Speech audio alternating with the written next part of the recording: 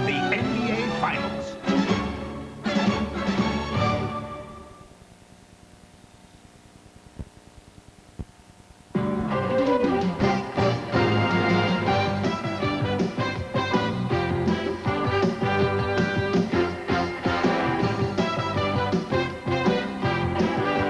When you are the world champions, you have that certain look. It's not something you can learn, it's something you acquire through greatness. And throughout this series, the Detroit Pistons have shown the Portland Trail Blazers what greatness is all about. And the backcourt, they are proving to be the best guards this side of Buckingham Palace.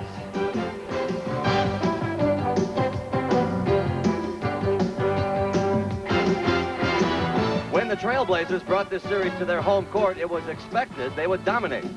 Instead, they learned very quickly how fast things can fall apart.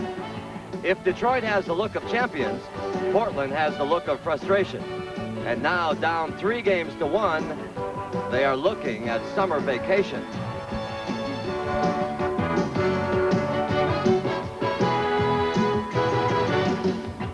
Since they began playing professional basketball, only 2 franchises have repeated as champions.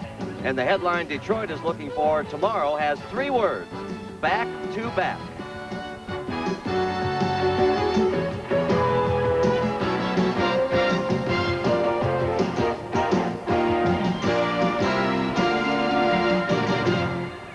The rugged beauty of the Pacific Northwest has been the backdrop for this leg of the NBA Finals. Everywhere you look, there's a snapshot. It's not easy taking care of the land, but they do it with pride and distinction here. And when they say this is Blazer country, they mean it. The land they are protecting tonight is right there, the Portland Memorial Coliseum. The Portland Trail Blazers arrived here tonight hoping upon hope that they can get back into the series. It's not embarrassing, but it sure is serious being down 3 games to 1.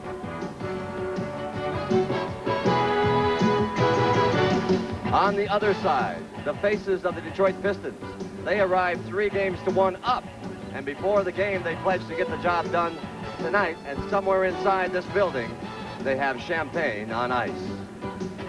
And so welcome to the 1990 NBA Finals, Game 5 between the Detroit Pistons and the Portland Trail Blazers.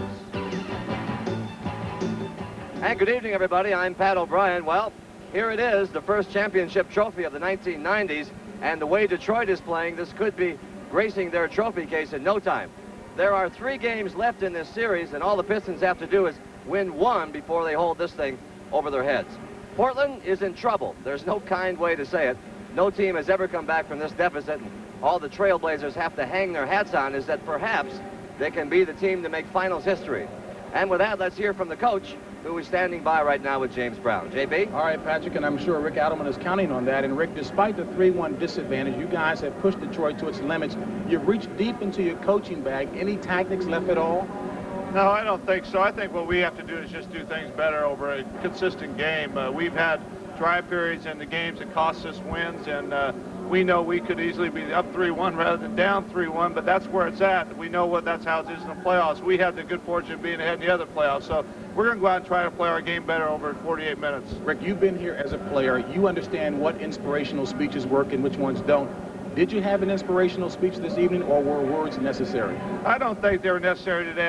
We had a good talk yesterday. If I gave any type of speech, it was yesterday in practice, and we talked about just spending the next 24 hours getting ready for this game, and I looked at the players today, and they seem to be ready, and tonight they seem very ready. So I think we all know where we're at, and we got to win this game or our season's over. We think if we could take it one more step, who knows what might happen. Best to you. Thank you very much. All right, as we get ready to go back upstairs to Pat, you might be interested to note that when I talked to the players in the locker room, they all said, JB, we'll see you in Detroit on Sunday. Let's go back upstairs to Pat. All right, JB, thank you. Now, if you are a Portland fan, turn away from your set and plug your ears, because I'm going to show you a graphic about what this down 3-1 means. In the history of sports, only 6 teams have come back in a best-of-7 series being down 3-1. 5 in the World Series, 1 in the Stanley Cup, and none in the NBA. This is a huge mountain to climb and the biggest game of the season for the Trailblazers. We'll talk about the game with Dick Stockton and Hubie Brown when we come back from Portland. Stay with us. You look for anything in a series like this, and what they're talking about in Portland today is that when they won their championship in 1977, the day was exactly like today. Glorious, beautiful, and sunny as you look live on the banks of the Willamette River, and there's the Portland Memorial Coliseum. Let's go down to Dick Stockton now, who's calling the game for us tonight. Dick? All right, Pat, thank you very much. The scoreboard says Pistons 3, Trailblazers 1. But this, in my view, may be the most competitive finals we've ever seen, in which a team has a chance to wrap it up in 5 games. The Trailblazers have given the Pistons everything they can handle, and we've been treated to 2 classic games already in the series. On the Pistons side, realize that they want to become the first team since 1953, a long time ago, to win 3 road games in the NBA Finals. Maybe more important for Joe Dumars. You know, his father passed away last Sunday. The funeral is Saturday. If they wrap it up, they get business all finished, and Joe can go about his business of going to his funeral. Hubie Brown, what about Portland? What now? What more can they do? Well, I think that the third scorer must step up. Drexler and Kersey are playing outstanding, but they need Porter or Duckworth to step in with some big games. Next, if they keep the offense below the foul line, they're really breaking Detroit down and having a lot of success. I think if they struggle early, we will see the pressing and trapping, and plus maybe go to a smaller team in the first half. You know, Hubie, a year ago we were marveling over those 3 great guards for the Detroit Pistons when they beat the Lakers. Now we're marveling at them again with what they're doing to Portland. Well, you know, any time that you go onto a foreign court and they score 75 and 78 points, that's amazing. But they're breaking the heart of the Portland defense by hitting the long-range threes. They're averaging 5 makes a game, and it usually happens with either 1 or 2 seconds on the shot clock. But like John Sally says, the game is won in the trenches, and our front court is beating the #1 rebounding team in basketball. All right, Hubie. Dennis Rodman, same story. Will not start, could play if they need him. Vinnie Johnson, hyperextended knee in the last game. They say he's 95%. Patrick, back to you. All right, Dick, fellas, thank you. Let us say this again. This series is not over. Anything can happen. But this is the stage of the finals where everybody starts thinking about the most valuable player. And if you had to vote tonight, put a check mark next to the name of this one. Isaiah Thomas has exploded in this series and is playing like a man possessed. And his motivation is to be just like his best friend, whose name is Magic Johnson. Having him to shoot at makes me that much better. If he wasn't there, not only as a friend, but as a competitor to shoot at, I don't know if I would have gotten all out of myself that I think I've gotten. Having to compete against him has definitely made me a much, much better player. It's like we all strive to be like perfect. You know, when you go in, you're practicing, you want to be like a perfect basketball player, because that's the only reason why you're practicing, to get to that level of perfection. And for maybe 4 or 5 minutes or 6 or 7 minutes, you know, all your skills and all the hard work comes together for that brief moment, and you become like a perfect player. And when you feel that, you just try to exploit it. Will he continue to dominate? Will Detroit get their champagne baths? Or will the Trailblazers' alarm clock go off tonight and send this series back to Motown? The fans who fill this building every game know this is the last game of the season here, and they are here to say, come on, fellas, it's not over till it's over, and it better not be over. We'll be back with the starting lineup and the game after this. Stick around, we got a good one for you. This is live, but you are not looking at Portland. That is the Palace in Auburn Hills, where nearly 22,000 fans have gathered to watch television, folks. They paid a few dollars each to go in there and support their team on the big screen there, and it says live on CBS, and all our fans there, welcome to the game. We hear you fine out here in Portland. Back at the Memorial Coliseum, they've got some business to do as well, and let's go down to the PA announcer now, and here's Pat Lafferty. Good evening, ladies and gentlemen, and welcome to Memorial Coliseum for the 1990 NBA Finals. And now, the starting lineups for Game 5 between the Detroit Pistons and your Portland Trailblazers. First, for the Eastern Conference champion Detroit Pistons. At forward, in his 9th season from DePaul, number 23, Mark Aguirre. At forward, in his 13th season from the University of Washington, number 53, James Edwards. Starting at center, his 10th season from Notre Dame, number 40, Bill Laimbeer. At guard, in his 5th season from McNeese State, number 4, Joe Dumars. At guard, in his 9th season from Indiana, number 11, Isaiah Thomas. And the coach of the Pistons in his 7th season, Chuck Daly. And now, for your Western Conference champion, Portland Trail Blazers!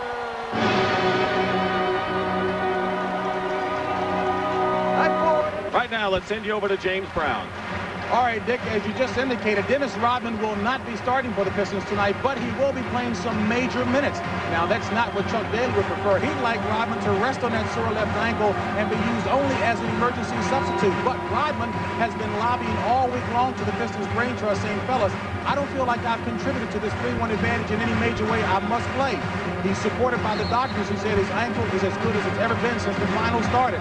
So with the floating bone chips and all, Rodman wants to rock, roll, and play tonight. Let's get back over to that. Thank you, James Brown. And the officials working this game, number 5, Darryl Garretson, Jack Madden, and Ed T. Rush.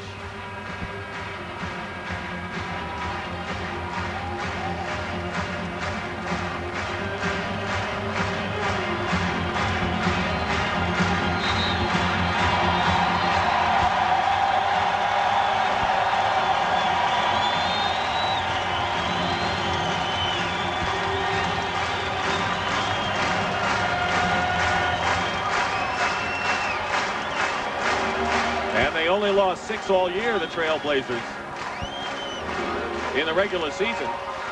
Now the Pistons have inflicted 3 losses, or 2 losses in this series, trying to make it 3. Edwards and Duckworth jumping, controlled by the Trailblazers. Well, let's see if they'll establish something down inside low early. Duckworth, that's exactly what they're doing, and he puts the Blazers in front. They've got to keep Duckworth happy in the early part of the game, Dick. He has the ability to get off, get the club off, feeling a lot of confidence, get the double team, and then hit the outside shooting. Here's James Edwards. Pistons like to get him early, but Laimbeer hits from outside to tie the score. Portland wants the pace up-tempo, Detroit the other way around. Games 1 and 2, they would start off right there with Buck going strong to the basket. And a loose ball foul has been called against Duckworth, who has been in foul trouble throughout most of this series. You know, it's uncharacteristic for them to be playing a team for any set period of time where they cannot dominate them on their own offensive boards. Detroit has completely frustrated them by holding them to 1 shot. Jimmy mentioned Thomas, Dumars, and Johnson combined for 78 points in Game 4. James Edwards. And the rebound by Drexler, and we'll have a foul called against the Pistons. And it'll be against Joe Dumars. See, anytime that Drexler is down in the post-up position, he has a scoring height advantage, and he also can help you on the boards, where he's one of their premier rebounders.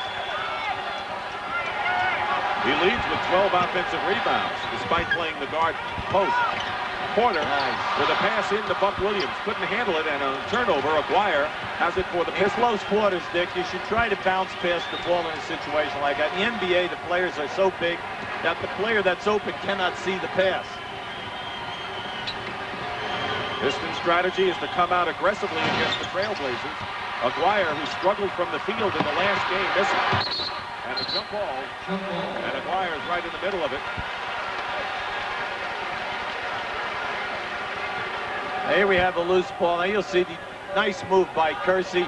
You see, Detroit is not afraid to go on the floor for anything which is loose, and they've been right up front in games 3 and 4 with that. Jerome Kersey and Mark Aguirre jump is controlled by the Blazers, and they're going to jump again, according to Jack Madden.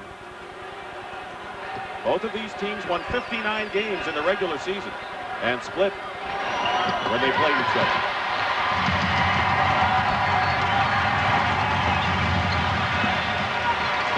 Kersey. He's having a terrific series coming off a 33-point game. Well, you know, he's been over 29 Yeah, about 4 or 5 times. He's definitely established himself at that small forward position as something to worry about. Dumars in the crowd, double team. Thomas is open.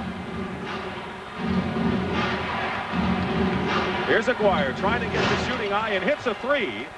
His 4th of the series, and the Pistons lead by 1. That's not a surprise because next to Isaiah, Mark Aguirre is the best three-point shooter percentage-wise. Jump trap and a turnover and a foul called against Porter, I believe. Let's see if it is Porter. It is. That was a quick jump trap with Edwards coming into the play to help Thomas. Well, defensively, Detroit will always change up on you. They are trying not to give you the same look in any 2 quarters. Now, we haven't seen him trap on the wing before, but it definitely fooled Terry Porter. Here's Edwards. Rebound, Kersey. A little more than 2.5 minutes elapsed in period 1 of game number 5. Porter beats Drexler. Kersey and Drexler, a 2-man gang in game number 4. Well, in the early going, Porter has been able to beat Isaiah off the dribble and get down in there and make some nice passes. Changing hands, Isaiah Thomas misses. Here's Kersey. And now Drexler, open court for Clyde. Fouled by Isaiah Thomas. This is the type of game that you want to see from Portland. You want to see them force the turnover, get the rebound, and then get it up quickly. Now, here you have Porter. Now, watch as he splits, gets down inside. As soon as the double team comes, he's able to give it off to Drexler. Once again, we want to emphasize getting it to the big men. If you put it down on the floor, it's a lot easier for them to see it. Big series for Clyde Drexler. There are many who said he was overrated, but he proved those people wrong as he raised the level of his play in this NBA Final. Well, he's been rewarded for the season by being picked on the 3rd-team All-NBA, along with Joe Dumars at the guard position. Here's Portland's trap. Not the full one we saw the other night that helped bring him back. Edwards fouled, and the basket will count as well. That's the first time in this series, Dick, where we've seen them go to a 3-2, like it's a matchup half-court trap. And by that, any time that Detroit will come over half-court, they'll use Kersey, who's in the middle of it, as the double-teamer. We should be watching that as the first half goes on. Foul is on Buck Williams. 3rd team foul against Portland. Edwards, who struggled from the line, misses here. See, once again, he faded back on his foul shot. They're trying to get him to stand up and follow through. Duckworth. And Lane Beer makes a fine steal on the pass. That's the 3rd turnover. Isaiah Thomas. And it goes through. So Isaiah gives the Pistons a 2-point lead. The shooting is good for both sides. Here's the trap. Aguirre was doubling Porter. Porter hits a 3. Well, for Terry Porter, that's only his 4th 3 in this series. He's 4 for 17, where in series 2 and 3 during the playoffs, he's been able to really hit that one consistently. Aguirre working against Buck Williams. And Duckworth made him change his shot. Might have even deflected it a bit. Blazers coming down, leading by 1. Great pass to Kersey. Comes out to Porter, loses the ball to Dumars, and it's a 2-on-1 right now. Kersey in it. And Aguirre will be called for charging as the trailer. Excellent defense by Jerome Kersey. They had a 2-on-1, then it became a 3-on-1. Kersey hustled back. Now you'll see it right here. Now there he is, an excellent move by Jerome taking the charge that time. They've got to force some turnovers today, Dick, to get more shot opportunities. And let's hope that when they get to this end of the floor that they protect the basketball a little bit better than what we're seeing in the early going. Now Edwards is on Duckworth. Nice. Great move. You wonder why he can't do that every time down. Well, you know, they're not double teaming. They're having Edwards playing man-to-man, and he's showing you a number of moves. Lead is 3 for the Trailblazers. Dumars gets by Drexler beautifully, but Buck Williams is there defending. It is still Pistons ball with a full clock. See right here, you'll see Drunk. Watch Stuck as he makes his move here. Now watch up and under, gets a defensive man to commit, step underneath him, soft cut. He has beautiful hands. Right? And by that I mean soft hands. Soft can be beautiful, and they are in his case. Just under 7 minutes to go in the first. Two-man game here. Double team on Edwards. Dwyer does not make the pass. Lane Beer, quick shot from the corner off the side of the backboard. Kersey tries to save it and goes to Drexler nicely. Okay, Kersey's everywhere in the early going. He struggled the first 2 games, but has picked it up the last 2. Duckworth in great position, and Lane Beer gets a deflection and blocks it out of bounds. Good play by Lane Beer. See, Lane Beer is looking to help everyone out here. Now watch once the ball goes over. There you had Duckworth just pop Lane Beer right in the face with a forearm. But how about that for not losing your concentration? Lane Beer recovered, came right back, and got the shot blocked. Men on the floor matched up against each other. James Edwards and Kevin Duckworth. Now in our replay, you'll see James Edwards here, but watch Isaiah Thomas fake coming down on a double team. I say, now why is this important? Well, first of all, Duckworth can play Edwards to any tune because he has so many moves. That's the up and under. Now, you say, why aren't they double teaming? The Detroit defense is staying home on the perimeter people and cutting down on the Portland three-point shot attempts. Very good strategy. We're at the Memorial Coliseum in Portland, Oregon, with the 581st consecutive sellout, game number 5 of the NBA Finals. The Detroit Pistons leading 3-1, looking to close it out with 6:31 remaining in the first period, and the Blazers looking sharp with a 3-point lead in the first. Well, we said at the top of the show, expect them to stay below the foul line, because when they do this, they are getting excellent results. Already in this early going, in 10 offensive trips, everything has been below the foul line. Portland's out-rebounded Detroit 7-1. They've been out-rebounded, the Blazers have, in this series overall. Drexler from the corner. Drexler has 5, Duckworth 4. That's such a tough shot to block because Clyde gets up so high and then he has the ability to fade back on the release. Porter is guarding Thomas. Lane Beer setting a screen. Thomas with a bounce pass picked off by Duckworth, and they're going to call the foul against James Edwards. And that'll be 3 team fouls for both clubs in the first. Let's give the big fella some credit, moving his feet down in there. Duckworth, nice defense, anticipated the pass, as well as stopped the penetration by Isaiah.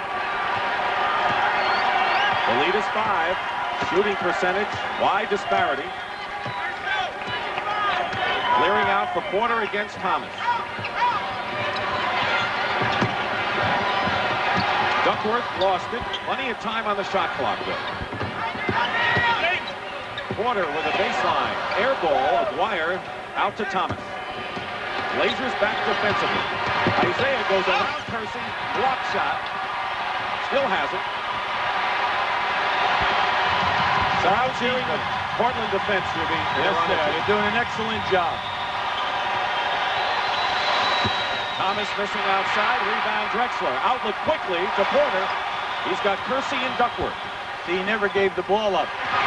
Buck Williams out of bounds. Pistons ball. See, if he would have given the basketball up and got the ball into the middle of the floor to Kersey, they had a 3-on-1 situation. But by keeping it, the defenders came back and they were able to negate the advantage. Detroit has missed its last 5 shots from the field, trailing by 5. Thomas from the corner. Oh, remember the corner shot the other night that gave them the lead for good. Well, they're changing up right now. They're having Joe Dumars run the point guard, and Isaiah is running all of the 2-guard maneuvering off the baseline area. Porter gets free inside. They're going to call Lane Beer with the push. Good call. Crowd loves that. It'll be the first on Bill. Nice passing, inside passing now. Portland is delivering the ball to the guys for the shot opportunities.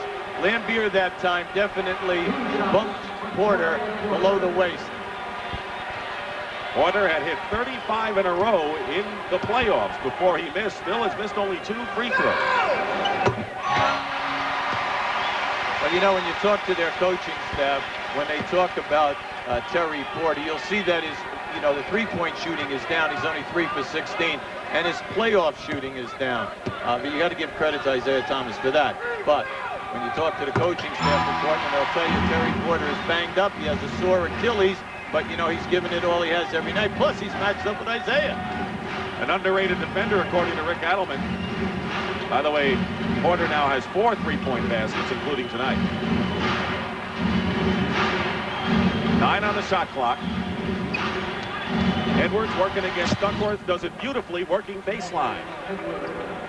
Well, we've seen both pivot men pull off the same play. The fake jump shot up and under. Duckworth got 3, misses the layup.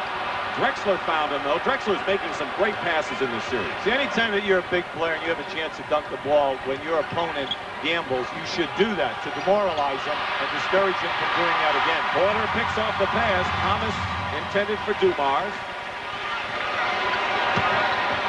Drexler. Thomas the rebound. The lead is 3 for the Trailblazers with just under 4 minutes to go in the first period. Oh, Thomas all the way in. Beautiful play by Isaiah. He's got 6. Isaiah has run a stumbled dribble twice today at the top by the 3-point line, and both times blew by the defender. Off the hands of Drexler, another turnover. Look out here. Thomas releasing. Oh, and it's now 17-16, the Pistons. Isaiah picking up where he left off. Buck Williams, who really needs a good game to come up to the level, powers in. Now, Bill Laimbeer cried for the delay of game right there. Buck Williams was annoyed because he thought he was fouled by Laimbeer as he took that ball to the basket. You know, in game 1 and 2, Dick, they would give that to Buck out on the wing, and Buck would take Laimbeer off the dribble. We have not seen that in games 3 and 4. You're right. You're right.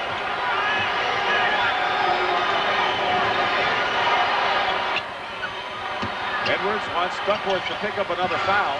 He got him too far out. Good defense by Duckworth that time. The reason why James Edwards keeps turning to the baseline is because that way they cannot double team him if they should want to.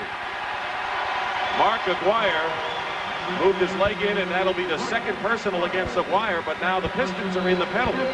John Sally will check in for Detroit. Danny Young will come in at point guard for the Trailblazers. We also have Dennis Rodman coming in. He played just 1 minute in game number 4 in the closing seconds of the contest. His ankle feeling a lot better. Suffered the sprained ankle earlier. Here's Wayne Cooper. And Duckworth will leave.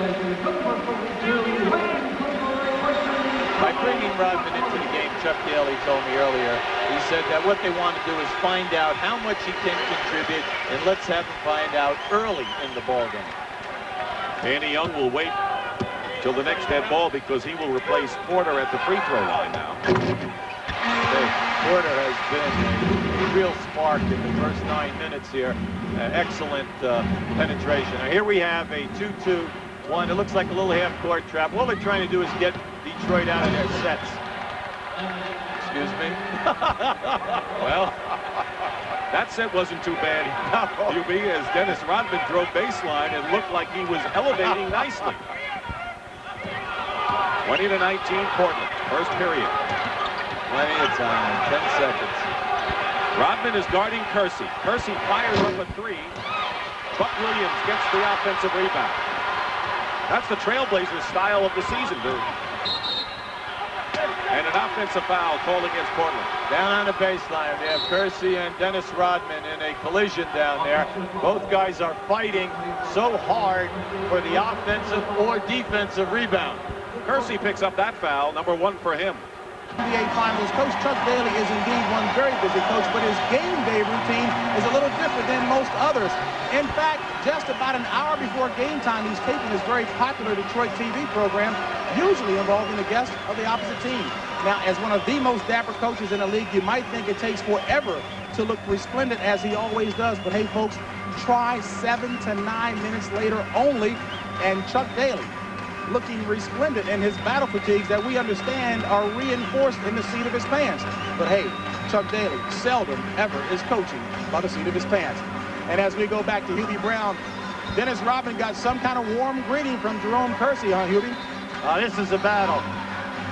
Anytime you have Rodman and Kersey. Now keep an eye on Dennis Rodman's arm. You see how it's locked right there? Now watch Kersey. He throws him. Now that's fine, except Harold Garrettson, head of the officials, right on top of the play. Kersey is appealing to Ed Rush.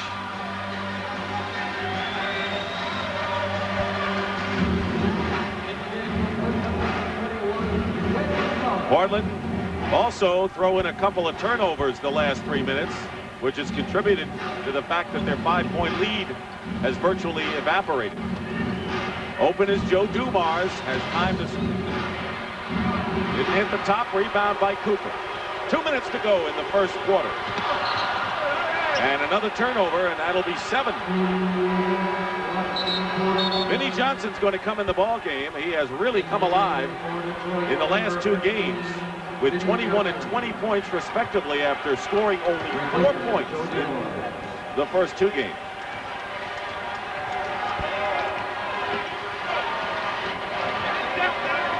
Should see pick and roll basketball here. Sally rolling to the hoop, nothing doing. Thomas scoops it, and he's getting a lot of those rim shots that finally drop. But he's the best. He's the smallest guy in this game at 6'1". He's totally fearless. He gets in the lane, makes it happen. But when he leaves his feet, he's thinking score all the time. Percy going in the lane. Rebound by Lambier, outlet pass, and it could be a 3-on-2 break now for the Pistons. Sally with a rare jump shot for him.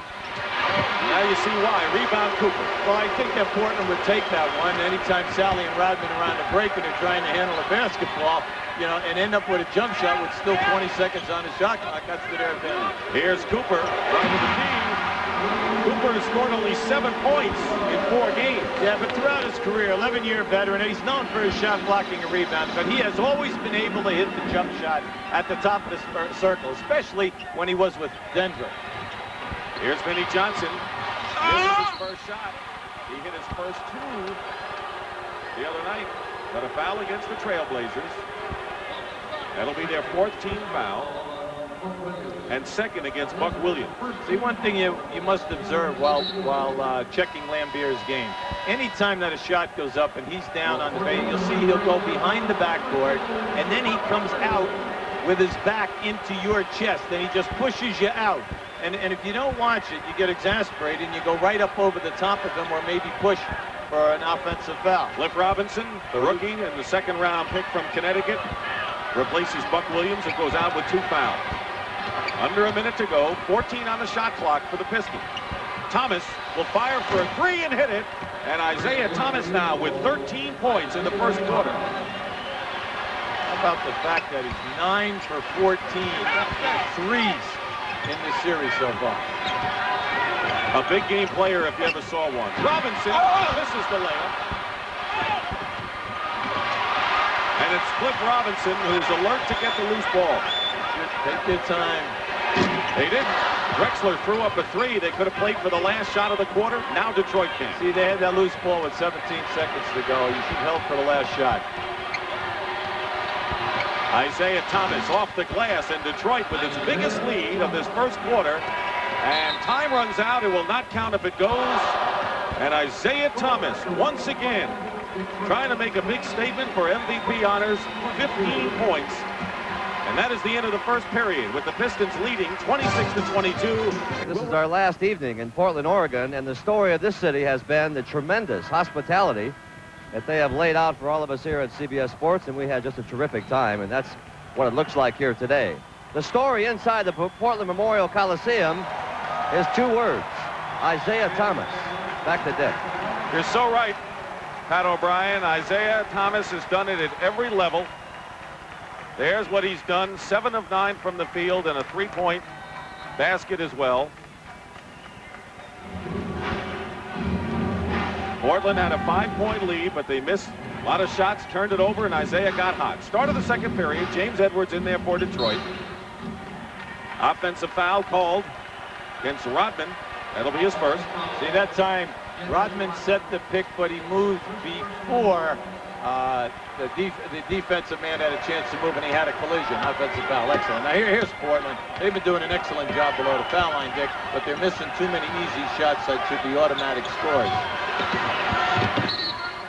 Illegal defense against Detroit. Don Sally was roaming where he shouldn't have been. With this group out on the floor for Portland, Drexler can take advantage of Vinnie Johnson anytime on movement coming across into the low post area. Vinnie just cannot play him down in there, like right here. We'll see how many times now they triple team them, leaving Danny Young open for a three, and he burns them. See, this is a team that relies on catching the pass in the low post and pitching it out for a three, getting a second shot opportunity, and passing it out for a three. Both teams shooting under 50%. No surprise in this series. Pistons by 1. Thomas feels he can beat Danny Young in his own right. Edwards has it knocked away. Here's a 3-on-2 break. Cooper. Great block. Percy finally puts it in after Vinnie Johnson made a great block on Cooper. What a play by Vinnie. But you know, it's nice to see Portland not assuming that he was going to make that shot, continue to crash, and get the second shot opportunity. Hey, that's their style when they won the 59 games. Edwards hemmed in by Cooper. And they're going to finally call Coop with the foul, but Portland has scored the first 5 points of this quarter. Now keep an eye to the right of your screen here as Cooper goes down. Watch Vinnie Johnson. Look at that shot. The ball did not get up above the rim. And here's good following up. 2 second shot opportunities. Well, you talked about what kind of a rebounding guard Vinnie is. Not surprising he can do that as well. Runs into a double team. Uh-oh. See, Vinnie's got a sore knee. He's hurt. He's got the hyperextended knee, and he's limping. Chuck's going to his bench, getting Joe Dumars ready. Thomas has it stripped from behind, and with 2 seconds to go, that's how much time the Pistons will have. Vinnie goes out, and Dumars is in, but this is a big problem for Detroit right here. Now, right now, you have to look, you only have 2 seconds on the shot clock. Watch for a lob to the front of the rim. Sally to Edwards, doesn't know the clock is running out. But an offensive board by Isaiah Thomas. Here's Edwards. James Edwards with 6 points now. Nearly 2 minutes gone by in the second period. When you think of all the offensive rebounding by Detroit, it's just incredible how many times it's Isaiah and Vinnie Johnson. Drexler strong to the basket. Cooper backs it off. I think Cooper's in there hustling. He's getting his hands on a lot of balls. You're right, he's looking the best he's looked in this final. Thomas for 3. Oh. Does he have it? Isaiah Thomas. 18 points already for Thomas. Good grief. And again, Detroit matching its biggest lead. Edwards blocks inside. And here come the Pistons. Sally, not a good ball handler, loses his footing and is called for traveling. Good call. And now Jack Madden has changed it to a kick. Excellent call by Jack Madden. He was tripped as he went down in there. There's no doubt about that call. We'll have a timeout. It wasn't the most graceful foray by Sally, but he was definitely tripped. Timeout here in Portland. Advantages in all the games off the board. Well, you know, when you look at that stat, Dick, you say to yourself, this is a team that scored 114 points during the season. Detroit is holding them to 105. That's a 9-point differential, and it's because of the rebound. They will not allow them to get on the offensive boards for easy baskets, and they will not allow them to rebound and kick out and get in the open floor. Ice has been applied to Vinnie Johnson's left knee as he limped off before. He left the game without scoring. Terry Porter is checked back in for the Blazers. He'll be the off guard now because Young is the guard. Pick and roll perfection by the Pistons there with Edwards. See, the Pistons are reading the trap real well right now. They're making the pass, but the guy who is rolling is going right to the front of the rim to make himself available. Duckworth came in the game along with Porter. Open, good touch for Duckworth, and he delivers again. Well, Porter will overcome the fact that they have had 5 opportunities for dunks, and they're 0 for 5. You know, they could be out in front of this ballgame. Thomas off the screen. Wow, he is on fire. 20 points already for Thomas, coming off a 32-point game. He scored 33 in the first game of the series, don't forget. See, Danny Young can't play him any better. He's right up on top of him. Ball knocked away is Young. Young got hurt. He got hurt, too. Percy goes up, and they're going to call the jump ball. He was tied up. Meanwhile, Vinnie Johnson apparently is all right. He's coming back in for the Pistons. They're going to watch out now. That's the last thing the Pistons need, and last thing Rodman needs, he wants to play. Well, see, Rodman wanted the spot right in front of the basket. Once the player takes that position, you just cannot come over and knock him off. Now watch, see, here's what happens. See, Rodman is pushing Cliff Robinson. He's not going to take that from Rodman, and he wouldn't take that in Detroit Pels. Never mind here at home. Danny Young limped off, by the way. Drexler has replaced him. See, that's a loss for them because Danny Young is an excellent defensive player. He moves the basketball. He's a good three-point threat, and he keeps everyone happy with ball distribution. In this series, Detroit has been excellent in cutting off taps that Portland has won. Thomas against Percy. Thomas didn't even jump. Porter misses a three. Rebound inside by Percy, and they're going to call the loose ball foul against the Pistons. John Sally. You see now on this shot attempt, keep an eye on the glass. Right down here. Here it is right here. And you'll see it. Boom. There's the crash. You know, Sally coming over. Sally and Rodman will take fouls. Drexler has it stripped away by Thomas. Goes right by Porter, looking for a teammate. Can't find one, and Vinnie Johnson hurdles the ball in the crowd and joins them to an extent. Great steal by Isaiah. Terrific transition defense by Portland by getting back. You'll be to get a feeling that the Blazers, as a team, made a pact that they're going to crash the boards. They look like terrors off both glass so far. Well, they're doing an excellent job, but we know that Detroit is going to hold it off, and they'll send you a message every so often with some physical play, even if they should lose the rebound. Now, this is what we expect to see right here. Thomas intercepts it. Edwards has it.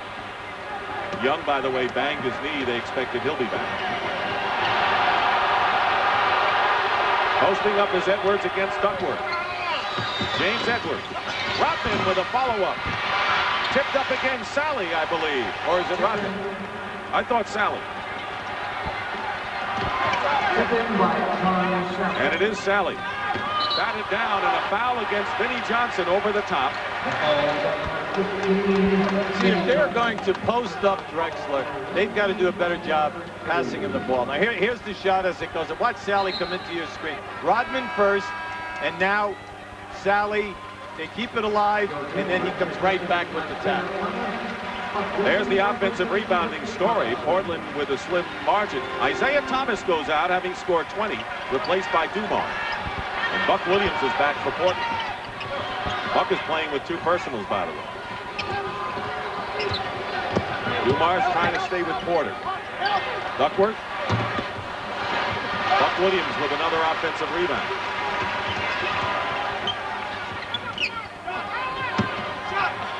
Duckworth ducking in again as he did on the other side against Edwards. Well, see, Edwards is determined to block his shot. Now, you know, Duckworth is showing us that he has 4 excellent moves, and he is very ginger around the board. He'll allow you to make your commitment and step through you. Loop it into Sally. He's got Drexler on him.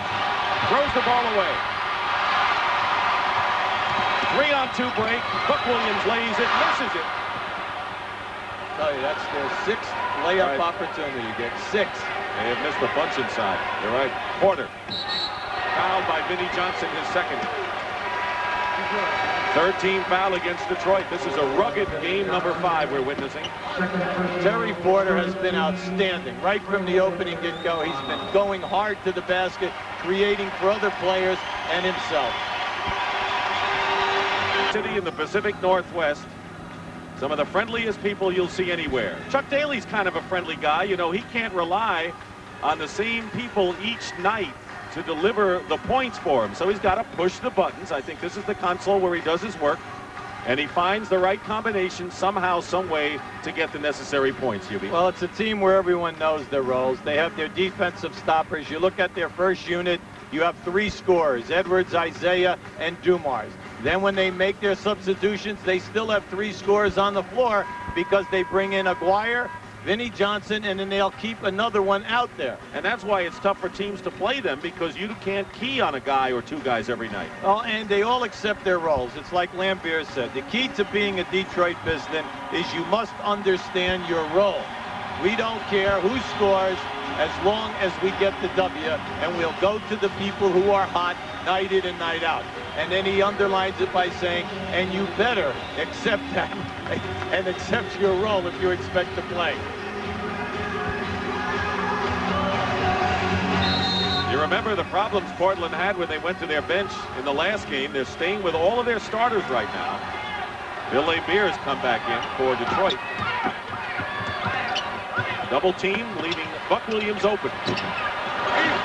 Robson tips it to Laimbeer. Rodman's made a difference so far. Yes, he has. And we're not talking just from the defensive standpoint. We're talking about the fact that he's keeping a lot of balls alive for other people to pick up either defensively or offensively. Nice. Vinnie Johnson, hard off the glass. Detroit had a mismatch going there because they had a guard on Laimbeer. Rodman on Duckworth. Good basket. Duckworth now with 10 points to lead the Blazers. He has an excellent game from 15 out to 18 feet. He knocks that one down with a high rate of, a high percentage rate. Had the broken hand in the 6 games in the semifinal series. Well, this is one-on-one. Now he calls for the pick and roll. Duckworth picking up Dumars. Now they go back. Vinnie Johnson doesn't have the eye like he did in the last 2 games. Claimed he was fouled. Gets no respect on that.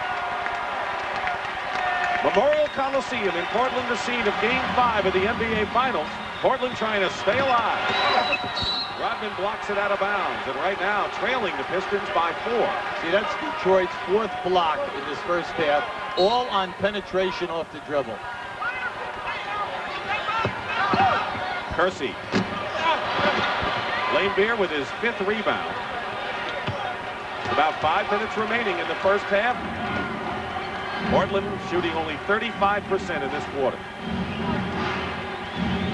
Vinnie Johnson down on the baseline. Boy, Kersey is guarding him and just denying him all the way. Sally hits the jumper. He'll still keep going to it. Well, he likes that little baseline jumper halfway out to the corner. What they should do is make him put the ball down on the floor.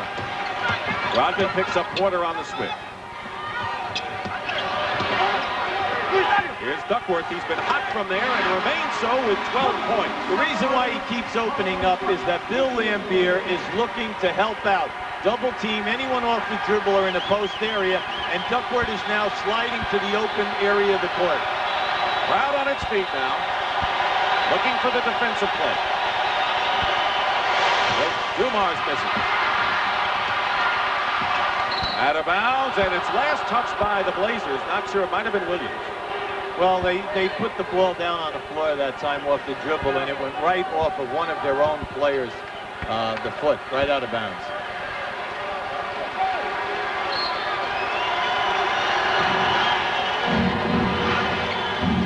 Sally.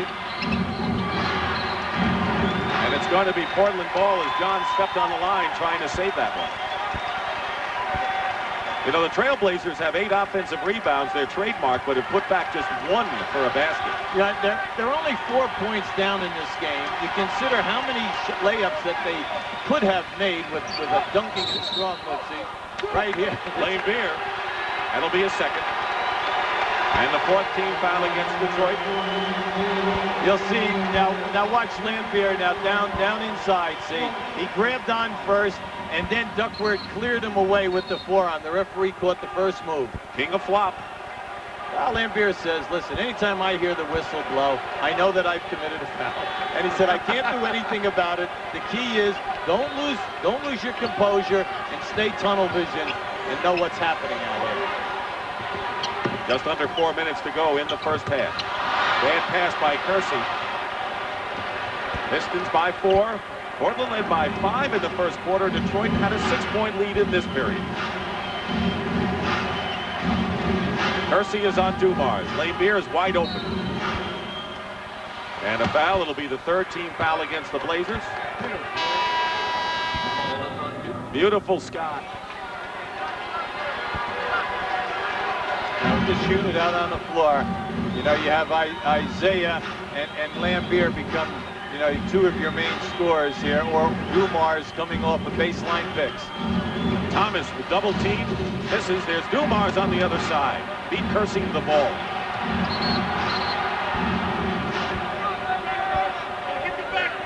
And a whistle. Now to hit the backboard, they want to fix up the 24-second clock, I believe. Out of bounds.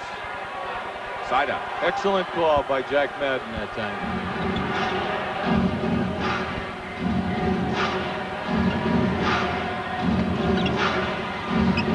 Dumars against the taller Drexler.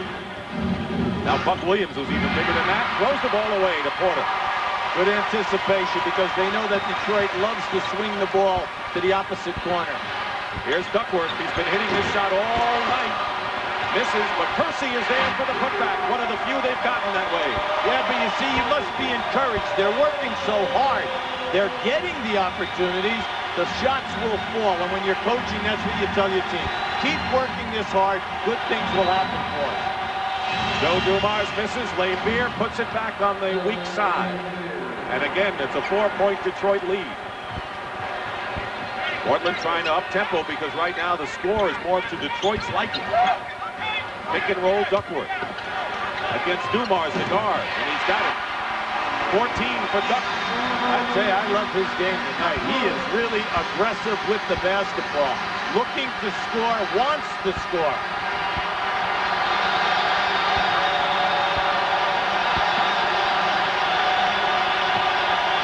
Shot clock for the Pistons. See, they're becoming more aggressive defensively, but they have to do a better job after Detroit misses that first shot. Thomas goes in and is pushed down by Duckworth. It's a playoff foul and no hard feelings.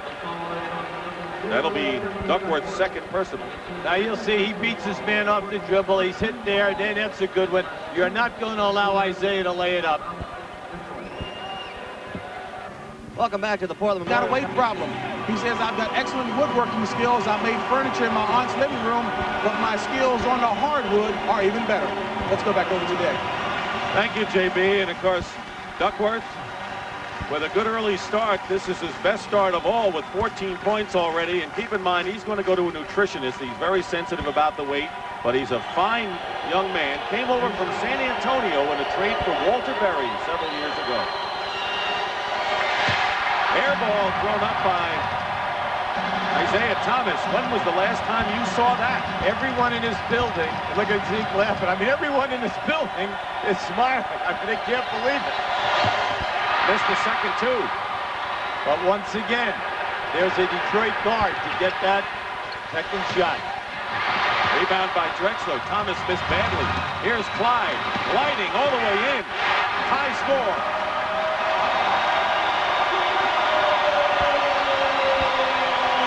This is available for them. Anytime they attack and attack strong, they're scoring.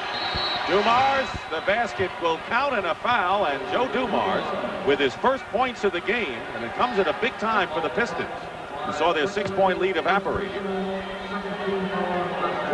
See, now keep an eye on the baseline. You'll see Drexler trying to fight through the pick. There it is, and Drexler just pushes Mark Aguirre. Drexler's first foul, and the penalty situation now for the Trailblazers. Next foul by Detroit will put him there. Aguirre, off the ball recipient of that foul, and it's now a 44-41 lead.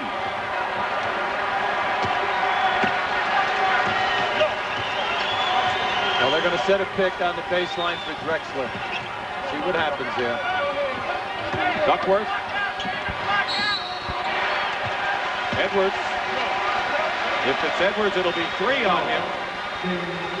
And it is. See, every time Duckworth steps into the lane area, Edwards is playing him for the jump hook, and he's trying to block the shot. Now, in the early part of the game, he would fake it like he did right there and step under. This time, he brings it up in the jump hook position. Edwards fouled. I want to correct myself. That is Edwards' second foul. Right now, no one has 3 personal fouls in this game. John Sally replaces Edwards, who goes out having scored 8 points. You know, when you look at Duckworth, you know, he's a second-round draft choice. He was 340 pounds in college. He's dropped 70 pounds He's improved his game. He's worked so hard at it, and it's just beautiful to watch the contribution that he can make if you go to him offensively. Missed the free throws, though. He's out of Eastern Illinois, one of many players with small school credentials on Portland. Sally gets inside. David Greenwood, who has just checked in for Detroit, picks up the loose ball foul. Greenwood's played well in this series. Seeing a lot of action in games 3 and 4. See, if you're coaching Portland tonight, you're happy with the way your team is working at the offensive end of the floor. You're happy with the aggressiveness on the offensive board. The thing which is standing out as the major weakness is they cannot contain the defensive rebounding. Now, sure, they got a loose ball foul here right now, but Detroit is smacking them around and getting a lot of second shots. And if you're Detroit, you're happy that you are in a tight game on a team that knows it needs 3 straight wins to win a title. The more you stay with them, the better the Pistons' chances are. Well, look, when we talked to Rick and his staff before the series started, he said we do not want to play an 80-plus point game. We want that game up around 100. It's an 80-plus game right now.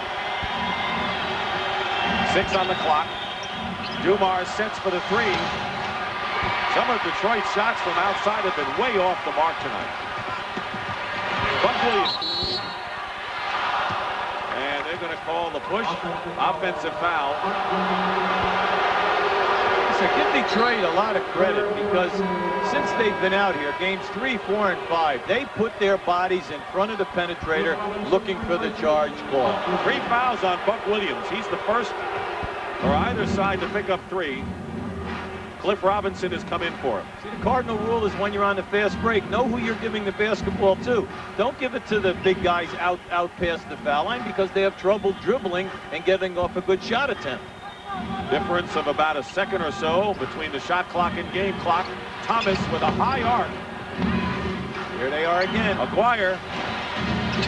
Greenwood taps it to Aguirre, and he's fouled. But again, Detroit is doing a tattoo number on the offensive board. See, Aguirre's upset. You see, he's really upset because he got pounded that time. Now, you'll see. Now, watch David Greenwood keep this alive. He has done a terrific job in action in games 3, 4, and 5. Now, what we're seeing is this total frustration by the Portland team in trying to rebound their defensive board. Here's Aguirre on the free throw line. Foul was on Drexler, his second. 0.2 of a second remain in the half.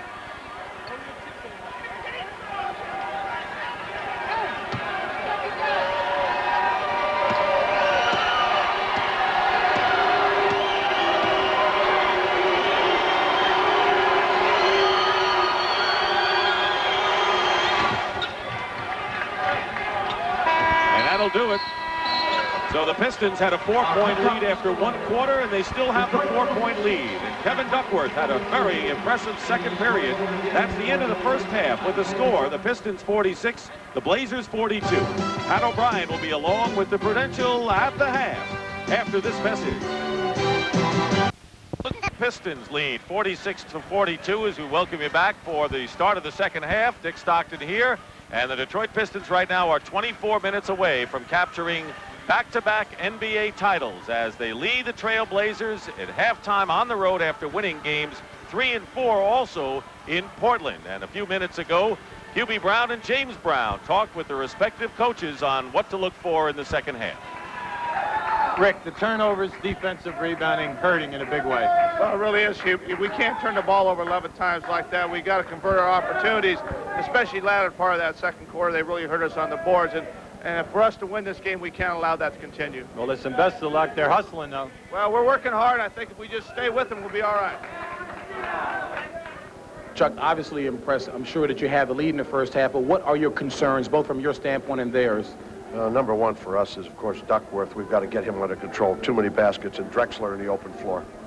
And although Zeke, Isaiah had a great first half with 20 points, I trust you would like a little more balance. We may have to distribute a little bit more. Fatigue might be a factor for him. All right, Chuck, good luck in the second half. Yep. All right, thank you, gentlemen. Duckworth, good concern to have. 7 of 11 field goals, both teams shooting 43%. In the rebounding department, it is practically even. Buck Williams has 6 rebounds, but the offensive rebounding is dead even after Portland had the big early edge. and the guards. It's a 4-point lead for the Pistons, and the guard points show a 4-point lead for Detroit. Isaiah Thomas with 20 and Kevin Duckworth with 14 are not only the leading scorers for the respective clubs, but they are the only players in double figures thus far.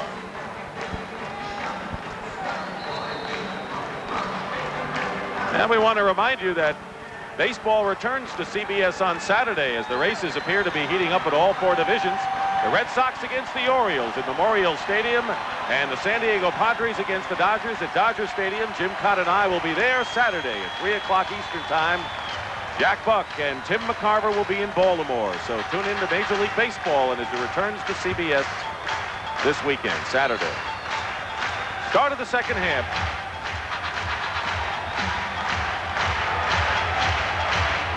Well, a high pick and roll situation. Detroit has really been reading the mismatches any time of a double team. Edwards going in strong to the hoop.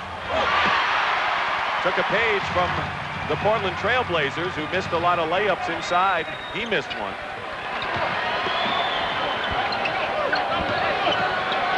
You're Portland, you like to see more movement.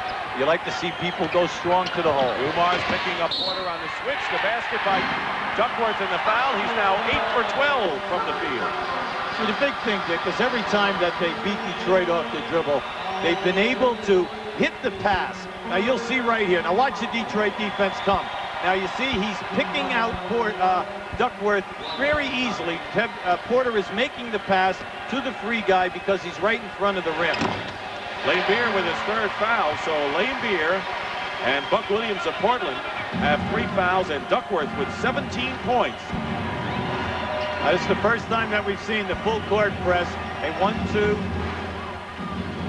Laimbeer from the corner, and yesterday in practice, that's all the Pistons worked on, just like it was the first day of practice for a high school or college team. Well, they know that the corner shot is open, Dick, and then also if it's not there, get the ball into the middle and look for the layups. Williams inside. 4 points for Buck Williams, who's playing with 3 fouls. See, if the big men will establish early in this quarter that they can convert the power plays, this will be such an uplifter for the Portland club. Turnover by Joe Dumars. And an opportunity now, as Daly not pleased with the opening moments for the Pistons, for the Blazers to take over. Well, neither coach is very excited about the fact that they're up in double figures in the turnover department.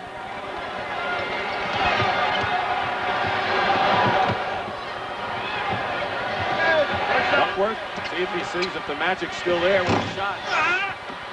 Crashing the boards was Drexler beautifully.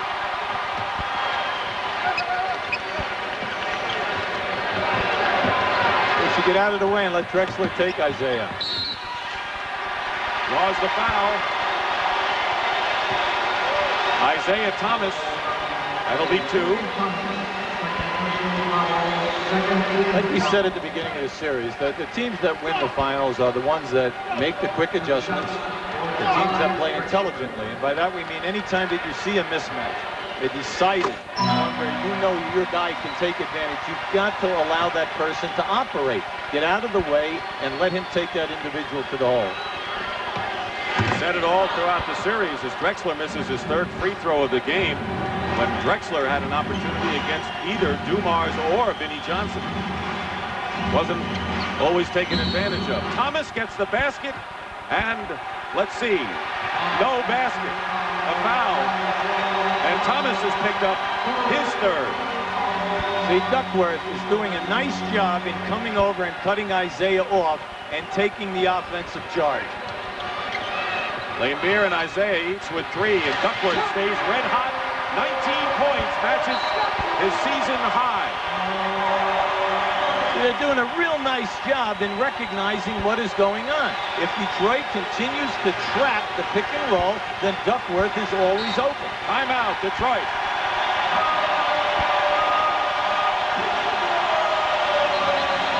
It's a 20-second timeout.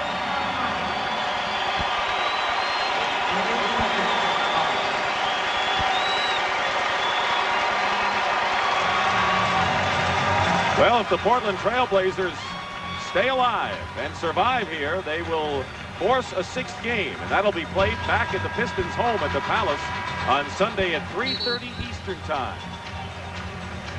where tonight the Palace is jam-packed with Detroit fans who are watching on the big screen.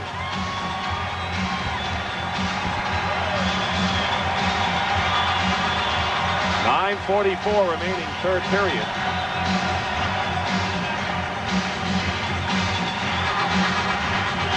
Portland leading 50-48. They were down by 6 in the second period.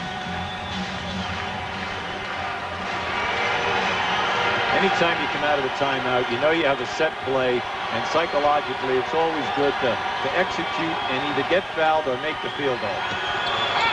McGuire beats his man inside. Still only 2 players in double figures. Duckworth for Portland, Thomas for Detroit. Thomas staying in the game with 3 fouls. Laimbeer the same. Drexler misses. Rebound Laimbeer. Isaiah penetrates off the glass. Are you surprised that they're playing both Laimbeer and Isaiah with 3 right now? No, not at all, because they'll go until they get their 4th, and then they'll set him down. Chuck understands there's 2 horses out there right now. Kersey, long range. And another rebound for Laimbeer. That's 9 now in the game. McGuire. Now Portland. The up-tempo now should favor Portland, but they must push. Porter for a 3. That's his second of the game. It's nice to see him have the confidence that he would launch that shot off the dribble with only 2 white shirts over half court. You know, he hasn't made a 2-point basket, just free throws and 3-point baskets. In and out by Dumars. Thomas caused the turnover. They got 3-on-2, Detroit, and Mark McGuire throws it away. Well, we just had 2 major turnovers, and Chuck Daly sums it all up right there. First of all, a bad pass out on the pitch out into traffic, and then you turn around and you have an advantage, and you throw a blind pass. Duckworth's been a hot man. Laimbeer with Thomas. He's got Edwards and McGuire. Low pass. Edwards lost it. Another turnover for Detroit. They're about even in this game. Porter hot for the 3. And Laimbeer now with his 11th rebound. Now, if you're watching, you're saying, why? Why shoot all these threes? Well, during the course of the year, Terry Porter is excellent at that. And let's face it, without those shots, they never would have survived round 2, never mind round 3. McGuire hits, but of course, round 3 is Detroit. And it's a little tougher than the teams they play. Round 4 is Detroit, tougher than what they played earlier. 1-point lead Pistons.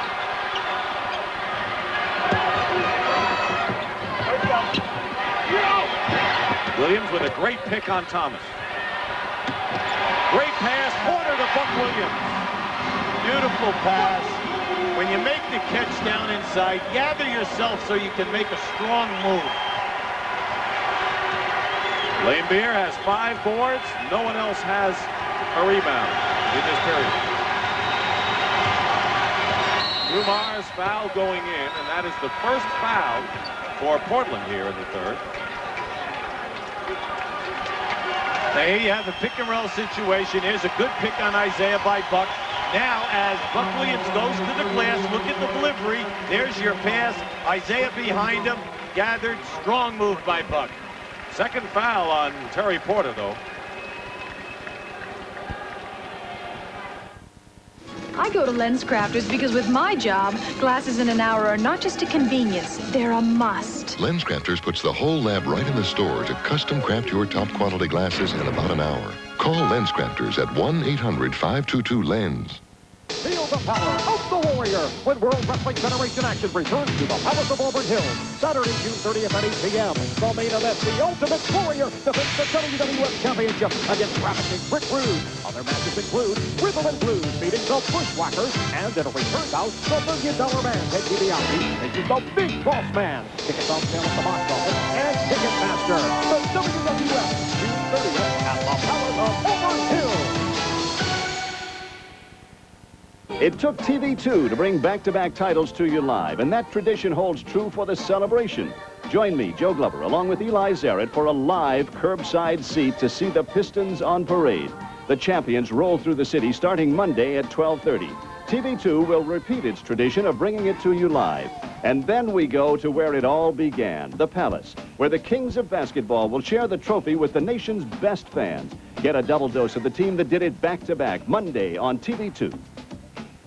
I'm Mike Lyons. 3 out of 4 traffic accidents happen within 25 miles from home.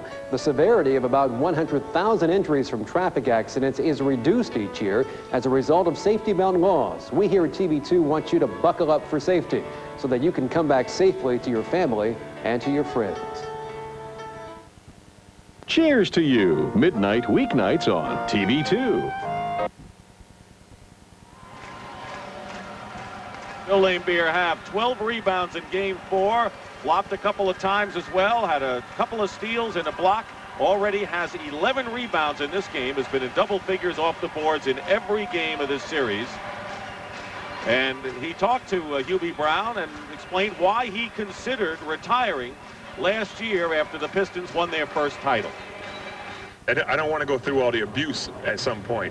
I know someday it'll break me mentally, and when I get broken mentally, it won't be effective on the basketball court. I have not yet reached that point, but I sat down with Isaiah, and he talked about numerous reasons why I should keep on playing. Monetarily is one of them. You can't make this kind of money anywhere else. And the second reason is my camaraderie with all my teammates. I can't leave them, let them hang at this point. You'll see now on this shot attempt. Now just watch him working. See, we know that he's not a big jumper, but he is a contact player. You cannot be one of the great rebounders of all time in this league without accepting body punishment. And I love it when he talks about this team. Hey, we all have our roles, and we do them without complaining. Chuck Daly tells me, I'm the board man. I do my job. Cliff Robinson is in the game now for the Trailblazers. He is the only rookie on either side in this NBA final. Joe Dumars having a rough time from the field and now struggling from the line. Dumars only 2 points. Vinnie Johnson's been flexing that knee, by the way, over on the side. He has not come back in this half yet. Well, Joe suffered in that first half. He was 1 for 7. Most of his shots were hard and off to the right of the rim. Edwards meeting Duckworth. Knocked away by Edwards. Out of bounds. And it's a turnover. Detroit's ball. See, sometimes Duckworth just gets a little anxious. You know, I was talking to him before Game 4. Just stay with the pass. We were discussing things. He says, yeah, I get excited because I know I'm going to get a good opportunity and I'm going to be played one-on-one. Edwards lost the ball at the other end. Pass came in off his hands. Chuck Daly's Pistons in a tie, 55-55 with the Blazers with 6:15 to go in the third. See, we're having very poor passing to post people who are open. We're getting an awful lot of turnovers on the initial pass. Porter has hit threes and hits another one. That's his third of this game. 13 points for Terry, who's been a little quiet here in Portland. Well, you know, he's been struggling from a shooting percentage-wise and then also from long range. And he's been guarding Isaiah Thomas, which has not been a happy time. But it's so nice to get him going because not only does that type of a shot, the long three, excite the crowd, but it also picks up the ball club. Porter was 39% shooting coming into this Game 5. 5 on the shot clock for the Pistons. Here's Aguirre. Robinson the rebound. 3-point lead for the Trailblazers. Duckworth didn't have control. Crashing the boards. You can hear the exclamations inside. See, when you get rebounds like that down inside, the move has got to be a stronger move. You gather yourself that you take advantage of your upper body strength and you take the defenders right to the board.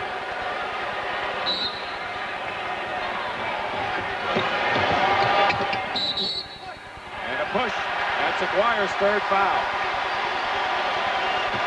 And the third team foul against Detroit. Dennis Rodman will be checking in. And he'll replace Mark Aguirre, whose biggest scoring game was Game 1 with 18. Well, you can see Cliff Robinson never stopped moving on Aguirre that time, down on the baseline.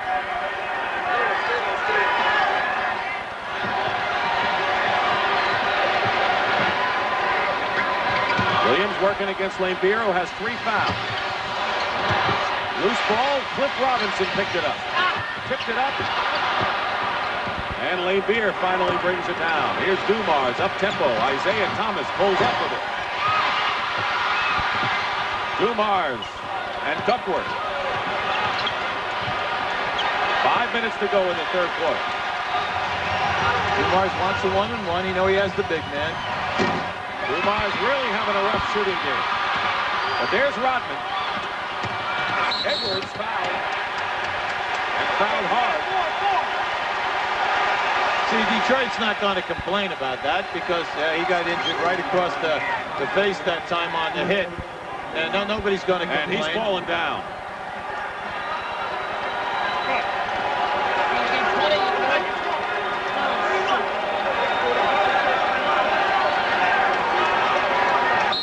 And his blood drawn.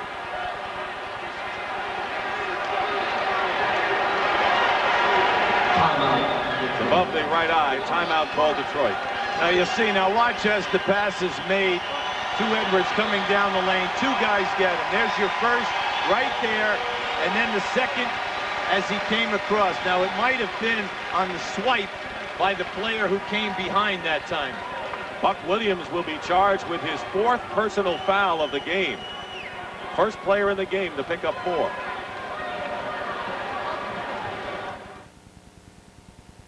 The sale and the savings you've dreamed about are here. At Waterbed Gallery, buy the Waterbed bedroom suite you've always wanted.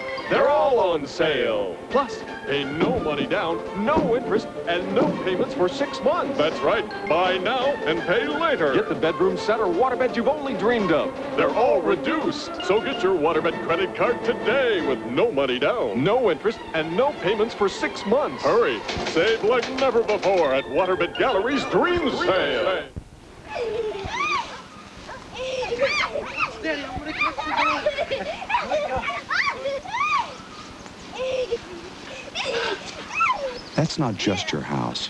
It's peace of mind. So if you ever want to buy a home or remodel one, remember this. The right bank can make a difference between worrying about it and enjoying it.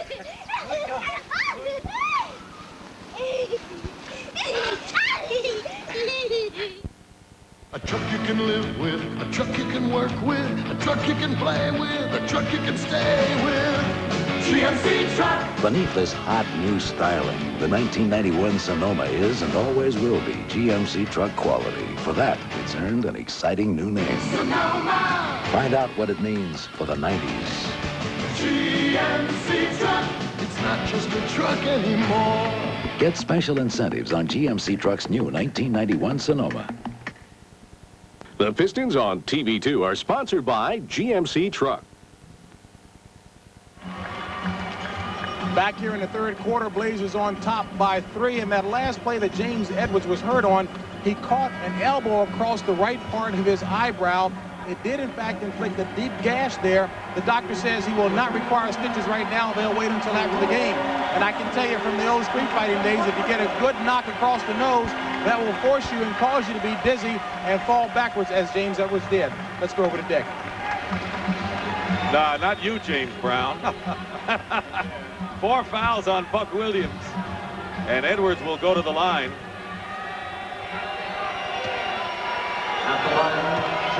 He's missed his only free throw tonight.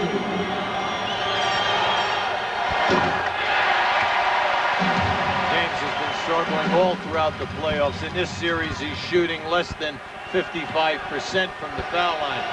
He's had an awful lot of opportunities there. 2-point lead for the Trailblazers with that much time remaining in the third period. Game number 5 of the NBA Finals, with the Pistons leading 3-1 and needing 1 to wrap it up. Portland wanting to win 1 at home to stay alive. Here's Duckworth. Gets his own rebound and knocks it away. And it'll be a Piston foul, apparently. Or is it side out? Side out. No foul. The ball was hit, and it went behind the backboard and hit back there. Consequently, you get the ball out of bounds on the side.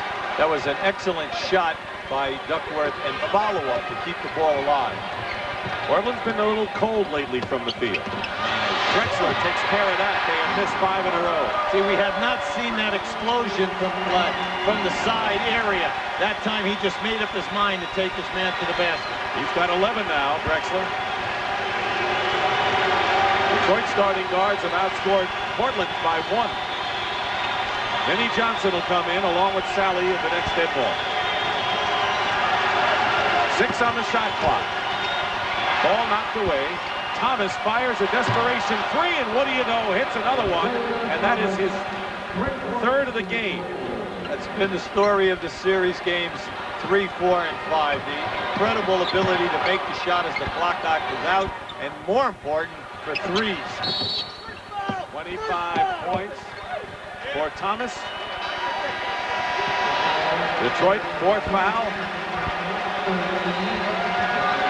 There's Vinnie Johnson and Sally in there now.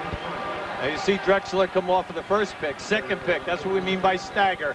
Look at that step. Edwards will go out and work on that eye, and Joe Dumars, who's having a kind of an off game thus far, goes out. Foul was on Rodman, his second, 4th team foul against Detroit. The referees are concerned with a lot of sweat that has happened right in the red area in the lane. Sally on Drexler. Basket good and a foul. What an explosion there. That's his game, Dick. Anytime he puts it down and attacks, even if you are with him, he has the ability to get so high up in the air. Now watch how he plays this glass. Look at that. He came right up underneath. Even if Sally stayed with him, he would have knocked him off the front of the rim. Pistons in the penalty. Sally with his 2nd foul. And it's a 4-point lead in favor of the Trailblazers. It's always nice to watch an offensive player read the defense perfectly and then execute. See how Detroit responds to this challenge. Thomas hits a jumper. 27 points now for Isaiah Thomas.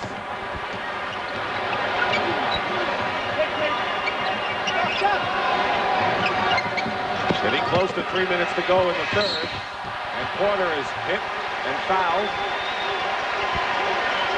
Sally, another foul now. How about this? Now just watch. Watch how he takes a Spider-Man off the dribble. How about this elevation? Look at the distance. Bam. Beautiful. Porter 4 for 4 at the free throw line. Clyde Drexler was in the middle of those slam dunk contests long before the Trailblazers became a finalist in this league. That's right. Rare miss for Porter. Well, the people are groaning. You know, he's right there. He's 6th in the league in foul shooting, right at that 89% mark over the season. And then we all know that he ran the string 35 straight in the playoffs. Pistons, knowing that Vinnie Johnson hasn't scored, Dumars has 3, and they're only down by 3 points now, 64-61.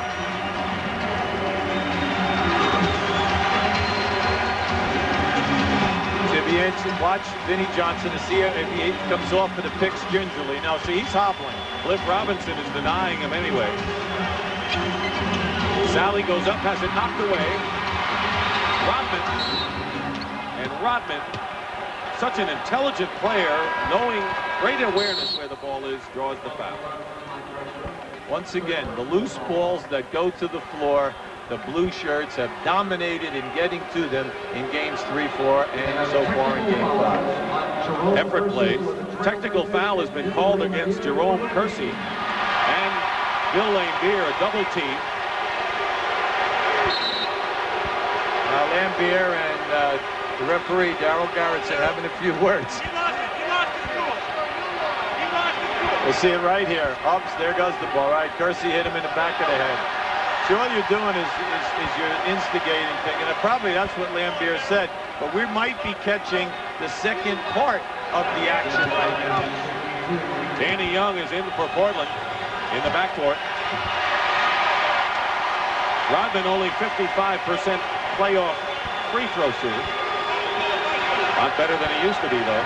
See, sometimes he just gets up to the line and throws it up there without concentrating. Missed the boat. Had the ball and lost it to Danny Young. Portland by 3. Drexler again. Therefore, that time it was Sally with his defense. Well, they got him on the trap. Did an excellent job. Thomas loses his footing and goes out of bounds. Claims he was pushed. Well, he was bumped on the dribble. But in this type of a game, there's an awful lot of bumping on the dribblers, no matter where they are on the court. So it has been consistent at both ends of the floor. Detroit not protecting the ball as well this period. Drexler, no basket, a foul. See, in this matchup, Drexler versus Vinnie Johnson. First of all, he can't play him even if his knee was perfect, because he can stay with him maybe, but Drexler jumps over the top of him. Now, with Vinnie with an injured knee, it's almost impossible. Drexler senses this, and he wants the ball on a clear-out. If you've just joined us, we're at the Memorial Coliseum in Portland, 12,000 strong. The Portland Trailblazers trying to draw closer to the Pistons, trailing 3 games to 1 in the best of 7. Detroit, knowing a win here, wraps up their second straight NBA crown. In the second half, Portland doing a much better job on the defensive board. Vinnie Johnson really doesn't have footing out there, fell down. Lane Beer, Sally the offensive board. Portland matching their biggest lead, established back in the first quarter. Thomas tries to force a pass. Here's a 4-on-2 break for the Trailblazers, broken up by Dennis Rodman beautifully. Once again, a careless pass. 2-on-1, Sally couldn't hold on to Thomas's pass. We are seeing careless ball handling. Vinnie Johnson is fouled. When you're coaching a thing like this, you just sit and you shake your head. I mean, we are seeing so many crazy things here in the open floor. A 4-on-2, we get a blind pass into a turnover at one end of the floor. At the other end of the floor, a perfect pass on a 2-on-1, missed. Now here we have, now watch Rodman hustling. But you see, when you throw a blind pass, you're not giving credit to the defense that's hustling in transition. Vinnie Johnson with his first point of the game. Dumars will give Isaiah Thomas a rest. Thomas goes out with 27. Vinnie Johnson, who scored 41 in the last 2 games, having a cold game thus far. 1 out of 2. 4-point lead, Portland.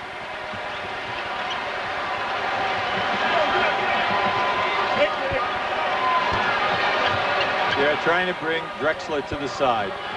There you go. Duckworth against Lane Beer, who has a few fouls. Lane Beer finally gets the rebound. 14. When Drexler fed Duckworth, he went right into the middle so that he'd be on the offensive board. He had one opportunity there. Rodman, good pass to Dumars and a foul. Both teams in the penalty now. And for Drexler, that'll be his fourth. So Buck Williams and Drexler both now hampered with 4 persons. See, now right now with a minute to go, an awful lot of coaches in basketball, high school, college, and the pros would take out their star player now, hoping that he does not pick up his 5th. But when we saw this happen in games 1 and 2, Rick and the coaching staff at Portland, they have confidence in Drexler because they say he wants to stay on the floor. Pistons really having a rough time from the line as a team tonight. Under a minute to go, 16 on the shot clock. There's a clear out. Drexler. A rebound by Rodman. Portland will get the ball back.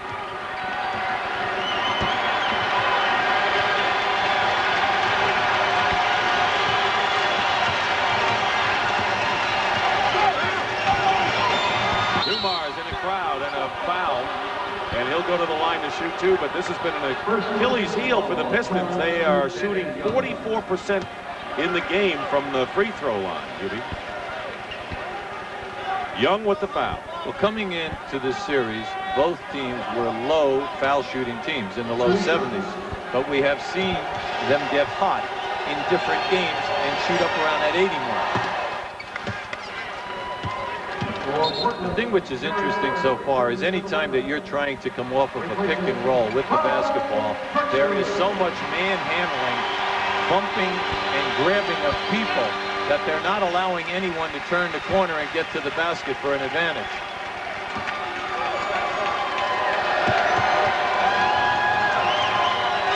This is not a game in which the three guards are exploding for the Pistons as they have the last two. See if Detroit can win nonetheless. They're locked in a tight game, down by one. They'll get the ball back, though.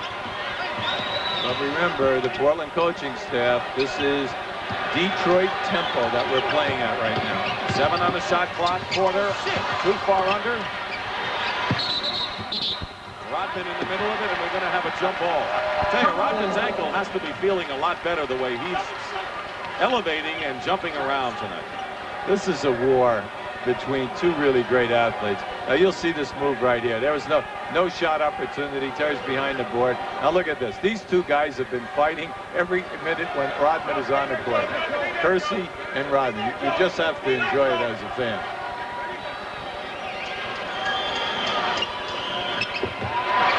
Porter with a quick three. He's got it. Oh, yes. And he wanted the foul. Thought he was hit on the shot. He's got 4 of those tonight for 17 points. Vinnie Johnson to Rodman. No basket. Time has run out. Let's see if there was a whistle and a foul. Chuck Daly is going over to the scorer's table. Chuck Daly, you could hear a whistle. Now, was that whistle on the floor or did it come out of the crowd?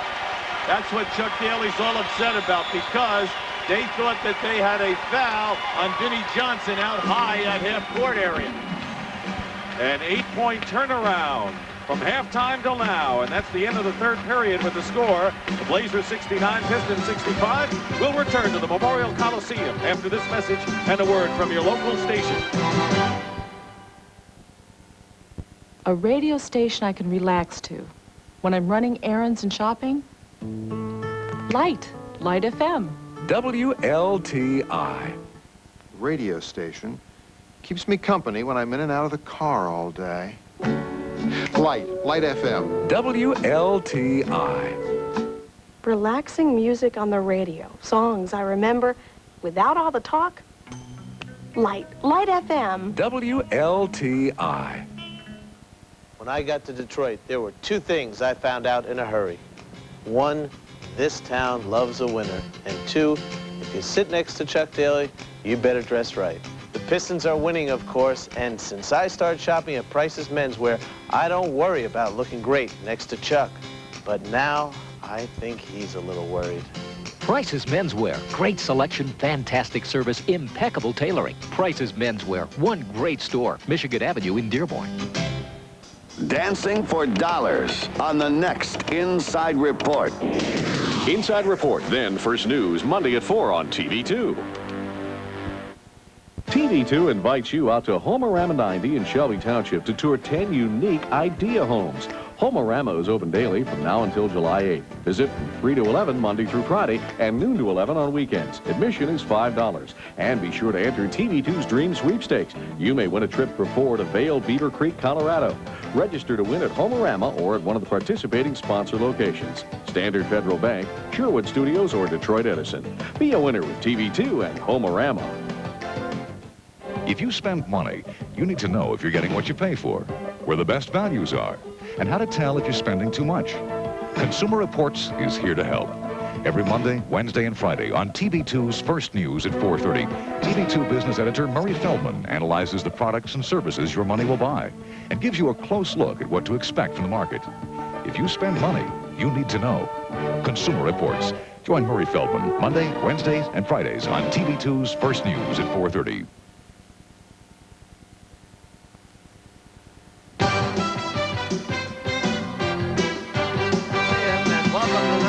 The NBA Finals, a must game for both teams.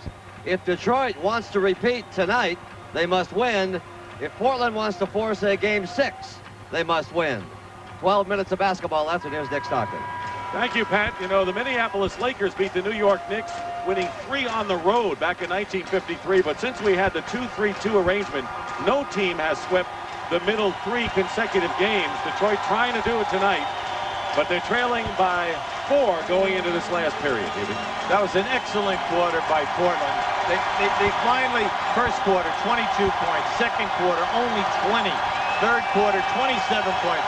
They are protecting the basketball, doing a little bit better job there, but the main emphasis is their defensive rebounding, doing an excellent in that area. Outscored the Pistons by 8 in Portland, despite 39% shooting in the quarter.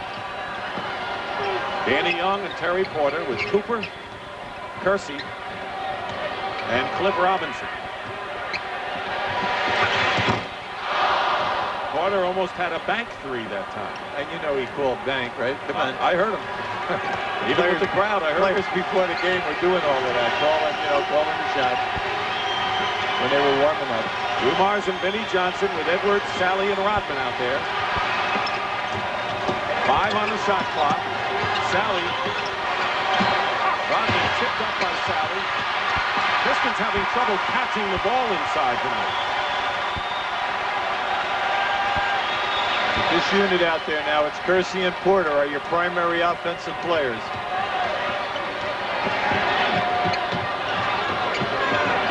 There's the shot clock up. Edwards pushes Danny Young, and that'll be his third. Bad foul that time by James. Anytime you're out in the open floor, the shot clock is going down. If you make a switch, force the guard, who is much smaller than you, to shoot over the top. You're 7 foot with long arms.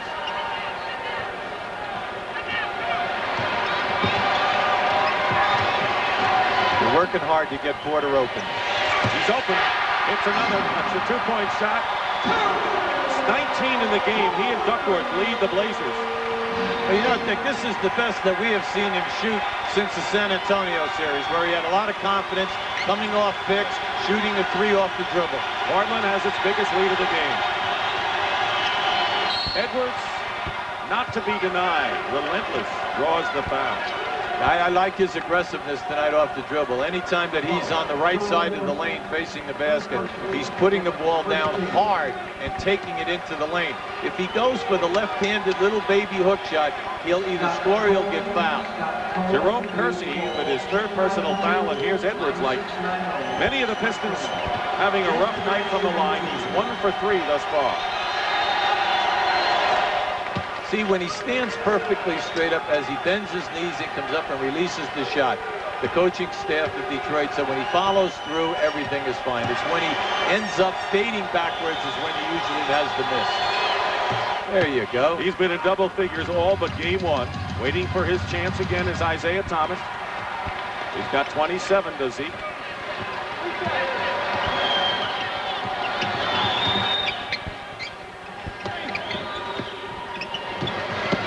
Porter with a move against Dumars. Kersey blocked by Edwards. Goaltending called. Kersey gets the hoop. See, on all the penetration, Porter's been able to get down inside and make the pass. Look at this pass. Now watch the pause. See the pause? He paused, gathered himself, Kersey, on that shot. Joe Dumars with a stutter going in, blocked inside. Edwards follows up. Now that's the way to get a second shot opportunity. I think he's really aggressive. Well, you pointed out Porter misses a 3. Young, it'll go for it. Dumars wants a 22nd timeout, got hit in the eye. And he's going to get it. Well, they've been working him really hard off the wall of picks. He's been working to try to prevent Porter coming into the open area off of 1 or 2 picks. It's going to be a full timeout.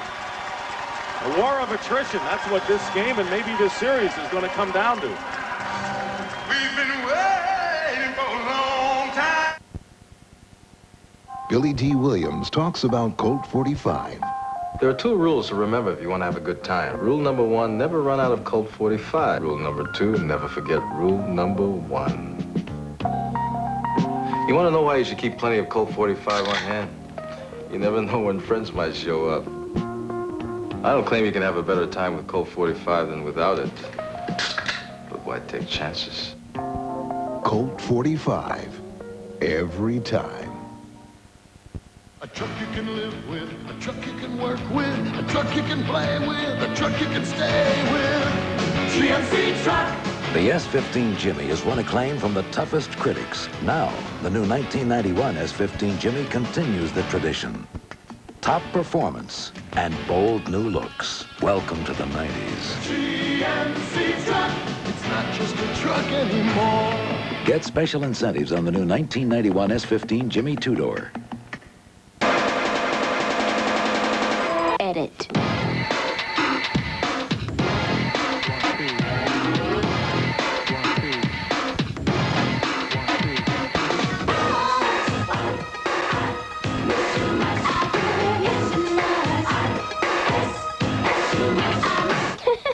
You're not taping this, are you?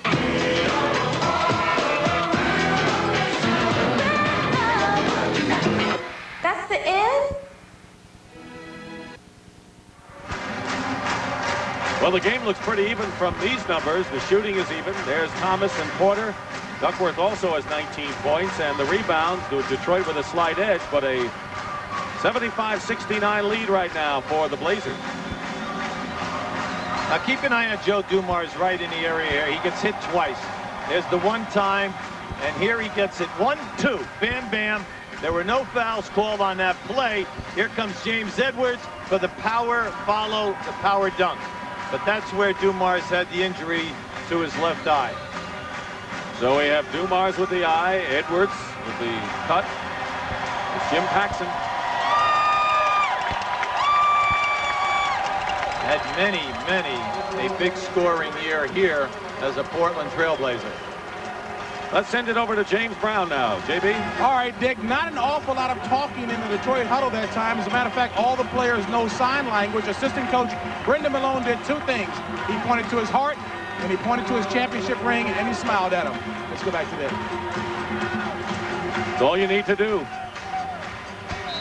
See, from now on down, we have 9.5 minutes, Dick. We know that there's going to be an awful lot of body contact, a lot of strong defense here, and now it's going to come down to, do you get the call or not? If you do not, you must adjust your game and play the way that...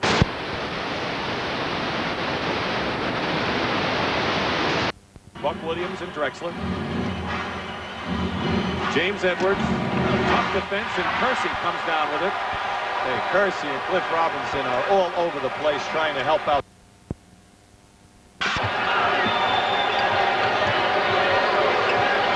3 minutes gone by in the fourth. And Edwards with a hard foul on the Porter, and that'll be 4 on James. Last two have been kind of strange fouls for him, a push and then that one. Right, you see on that one, you have a guard driving to the basket. He's already extended his body, so he's not high up in the air. What you should do is allow the shot to be released because you have Rodman in the game as well as Edwards to just come and take the shot clock. No need fouling, mainly because he's a great foul shooter. 6 out of 7 tonight. Dumars resting up. Has scored only 6 points. Vinnie Johnson just 1. The 3-guard explosion has been missing for the Pistons. He's been the heart and soul of their team tonight. Porter has really been going down the lane. 1 out of 2, but 20 points in the game for Porter. You want to play two-man basketball. Isaiah and Edwards right here. Pick and roll, not there. Vinnie Johnson. Not made a shot tonight. Danny Young giving Thomas fits. Edwards goes up. They do not count the basket. It was before the shot. Wayne Cooper's foul. Look at Chuck. He doesn't quite see that. Well, you know, first of all, I didn't like the call. He wanted a continuation. But you're happy with Edwards because he's not contented with the fadeaway jumper. Vinnie Johnson hits his first field goal of the game after missing 4. He's running gingerly down the floor.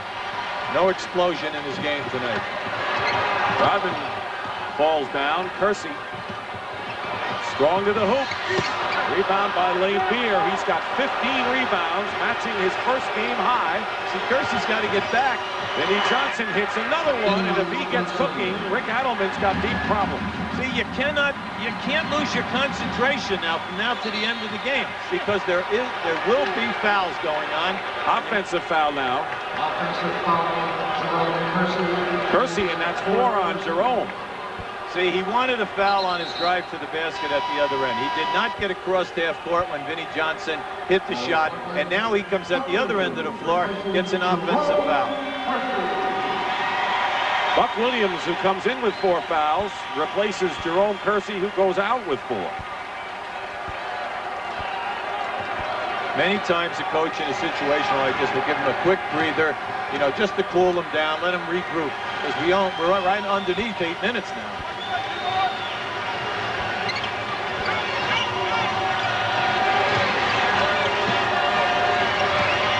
Vinnie Johnson gets his own rebound.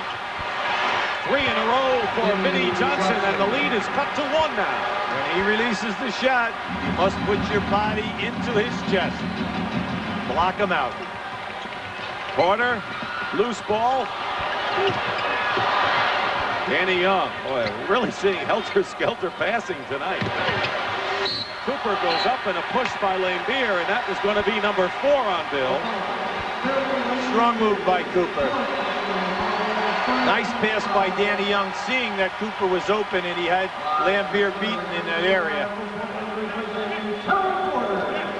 Nose is bleeding. We have had a lot of cuts and bleeds tonight. Dumars will replace Isaiah. Let's see it right here now. See how Zeke gets it here. Oh, there it is there. Cliff Robinson. Right. Meanwhile, Clyde Drexler has replaced Terry Porter in the Portland lineup. Boy, Mike Abdenauer has been a busy man. Dr. Paolucci also has had a lot to do tonight. James Edwards got a gash, and so Vinnie Johnson with the knee. Dumars as well. He's going to be left standing in this one. Cooper misses both free throws. See, they're 13 for 21. They've missed 8 free throws. And when you think of all of the layup opportunities in that first quarter, you know, it's piling up here. You must make your foul shot. Vinnie Johnson with Dumars, Rodman, Laimbeer, and Edwards stepped on the line and on turnover. Portland has Buck Williams, Kevin Duckworth in the game, and Cliff Robinson at forward, and they got Drexler and Danny Young at guard. Remember, when you're in a close game like this, plus the game is under 90 points, you know, you're saying to yourself, you've got to make the 3Bs on the foul line and the easy shot opportunity. Pass looped into Drexler, winds up on the floor. He's shaken up now, and Laimbeer has picked up his 5th personal foul. See, this is 2 guys going for a lob pass. Depends upon the angle of the collision, where you're coming from. Now here, see, they're looking for a lob to Drexler. Here comes Laimbeer with the hit. Definite foul on Laimbeer in that situation. Well, maybe a rainbow over Portland. Is that beautiful? Could be a good omen for the Trailblazers, but they are leading by only 1. Will return. I don't believe it. In here? Introducing Puffs Plus with aloe. Aloe. Aloe. Aloe, you're kidding. In the tissue. So you've got the aloe in the lotion, you got the lotion in the tissue, and you got your nose that doesn't burn. We put aloe in the moisturizing lotion in new Puffs Plus, and it's unscented. Soothes my wounded nose. Puffs Plus with aloe is less irritating than my regular tissue. New Puffs Plus with aloe. First aid for your sore nose. That's about it. I'm here in this auto graveyard to demonstrate New Finish, the once-a-year car polish. Simply wipe it on and wipe it off. There's no rubbing, no buffing. Look how New Finish restored a deep, hard shine to even this weather-beaten old car. You see, New Finish is not a wax. It's a space-age polymer formula that shines better and lasts longer. And here's proof. An independent laboratory tested New Finish against several leading brands of car polish. After simulating a full year of punishing weather, New Finish had the highest gloss and actually retained 90% of its original shine. Next, we polished this car with New Finish and ran it through 52 car washes. After all the harsh detergents and scrubbing, the water still beads. You'll find New Finish is great for fiberglass boats, too. So get New Finish, the once-a-year car polish. And between polishings, use New Finish car wash to clean your car. New Finish Liquid, rated #1 by leading consumer magazines. Available at Perry Drug, Aco Stores, Auto Works, Sears, Murray Discount Auto Stores, Arbor Drug, Kroger, and Kmart.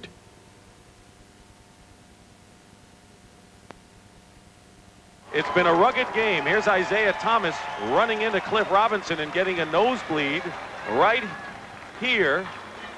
Well, you know, we say it's a non-contact sport. Now remember, there were no fouls called on that play right there. And the thing that you look at here is we're having collisions all over. Now watch this. Here's a bang, boom. And it's such a difficult game to referee because these people are playing at box level, a foot above the rim. Well, let's check in with our MASH reporter, James Brown. JB. All right, Dick, trying to move as quickly as I can from the Pistons bench. Isaiah Thomas, of course, the nosebleed, nothing serious. James Edwards, still a little gash over the right eye, nothing serious. On the Portland bench, Clyde Drexler, more a bruised ego than anything, and both trainers said, hey, nothing serious. Let's go back to Dick.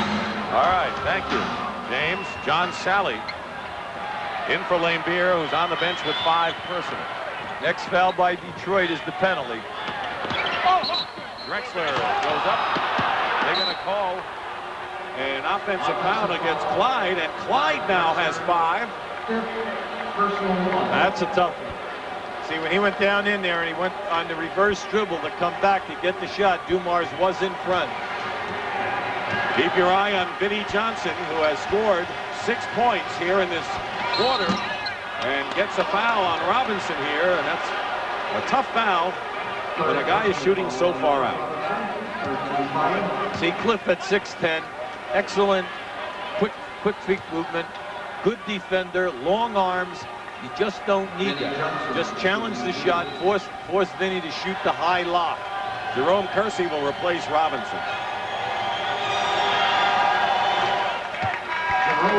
And we now have a tie game with 6:34 to play. There's Kersey. I love what Lambier said about Vinnie Johnson. You know, Vinnie would be an all-star on any team in this league if he was the go-to guy. Takes them both. It'll count, and the Pistons, after trailing by 7, have regained the lead by 1 with that much time remaining in the fourth. Well, everything is in Portland's favor from a tactical standpoint. You're going to be shooting the penalty. Buck Williams misses. Kersey the rebound. Let's see if it's on Edwards, and if it is, it'll be 5 on him. We're going to have some people foul out of this one before we're through. Well, the majority of this game at the Portland end is being played from the foul line down, with an occasional 3-point attempt by Terry Porter. But everything else is down in there, and it's causing a lot of congestion on rebounds, a lot of body contact, and then who is going to survive? When you get it, pump fake, gather yourself, go strong, you'll get on the foul line. Trailblaze, but you got to make the shots when you get on the line. Well, you know, the reason why we said it, this is their 9th miss, and you're in a 77-76 game. It's a Detroit score no matter what That's right. What happens. It's going to be under 100 once we go into double overtime.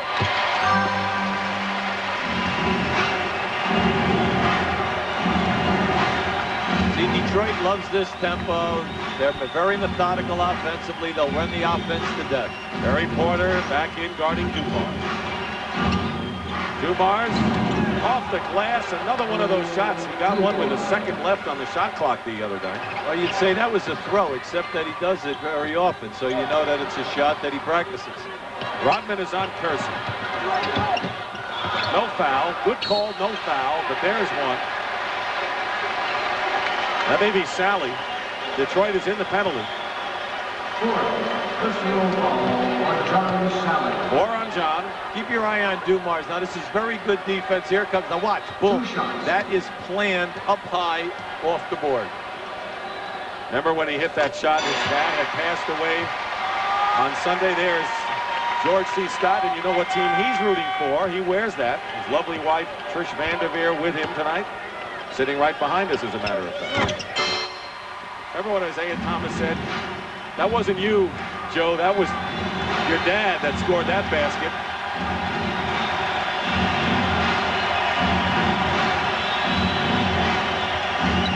Tied at 79, pick and roll. Sally all alone. If you're going to trap the pick and roll, you must pick up the roll, guy. Not one Portland player was near him. Double team, and Drexler's pass to Williams beat it. See, I love Drexler down in the low post area, Dick, because he can shoot over the guard, but most important, when you double team him, he always gets the pass to the free man.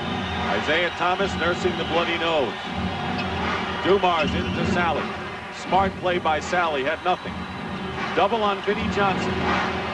Edwards has it stripped away by Drexler, and here's Porter in the open court.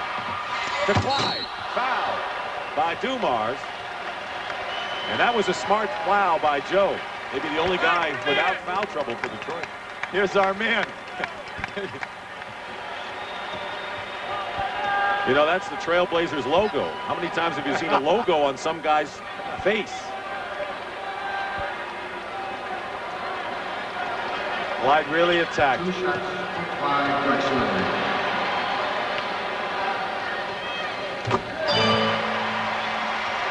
Porter and Drexler have accounted for 37 points tonight. What I liked about that fast break opportunity, Porter knew that when the defense cut off his lane, he had Drexler coming down the middle, delivered a nice soft pass. Team fouls. Portland still has one to give.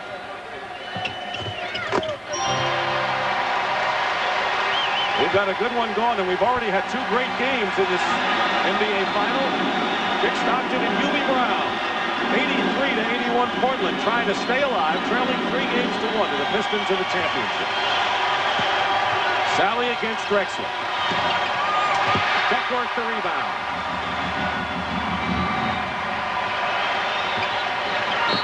And a blocking foul called against Dennis Rodman.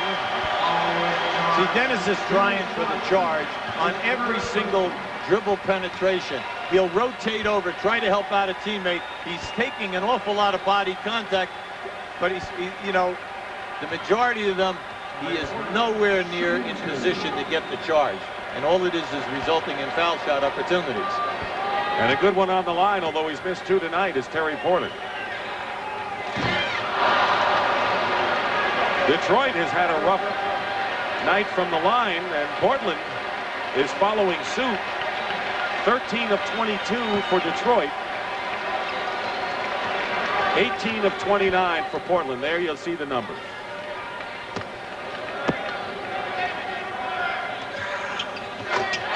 One out of 2, and the lead is 3. Lampier on the bench with 5. Edwards playing with 5. Now you have to watch out for the high pick and roll for Vinnie Johnson.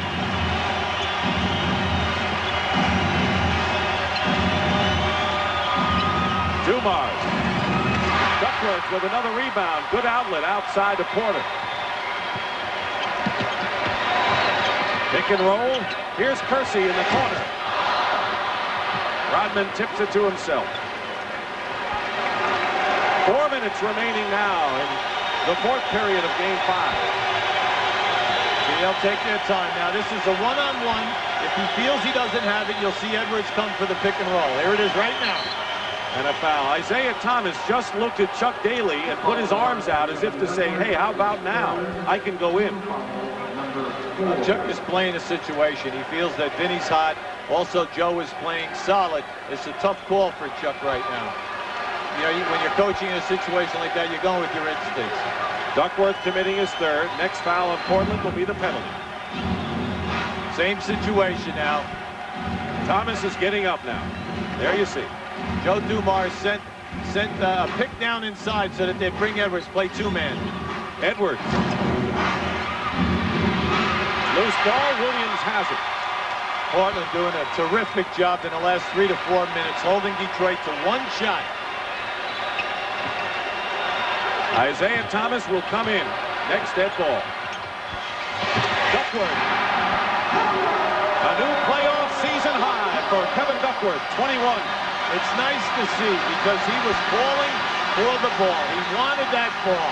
And that was a tough shot because Edwards was right up in his face. 3 minutes remaining and a 5-point lead for the Blazers. Vinnie Johnson. Sally stuffs it through, and it's down to 3. Sally came from the corner. He was running hard. Blew right by everyone for that one.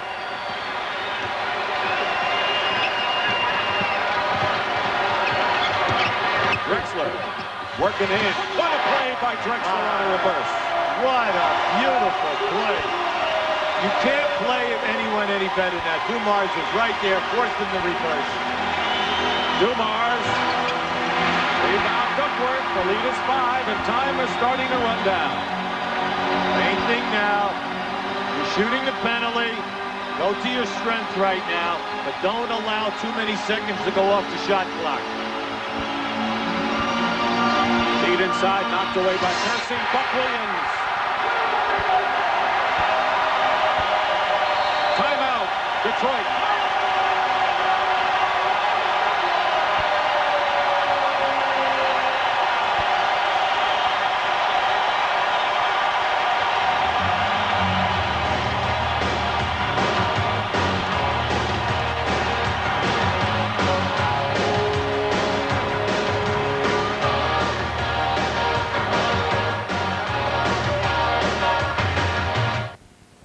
Minus 20 told you last night. That's cold. The temperature is well below zero this morning. Perfect to test Chevy's heartbeat. With the electrical system fully taxed, Chevy delivers reliable cold starting. After thousands of tests, an incredible 99.9% success record. With 77 models redesigned and engineered, GM is putting quality on the road. LensCrafters presents another breakthrough, new featherweight lenses. Little Donnie's glasses are so clunky, he needs a new pair. Hey, they're cool. There are new featherweight lenses. Featherweight lenses, lighter, slimmer, and oh so comfortable. Available only from LensCrafters in-store labs in about an hour. New featherweights. You can hardly tell I got them on. For all your eyewear needs, LensCrafters custom-crafted eyeglasses in about an hour. Call 1-800-522-LENS for the location nearest you.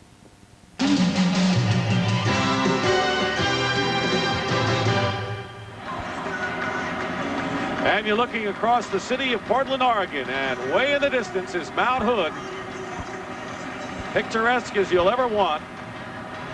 And of course, they'll be smiling all over this city if the Blazers can hold on and win and send this back to Detroit for game number 6 Sunday.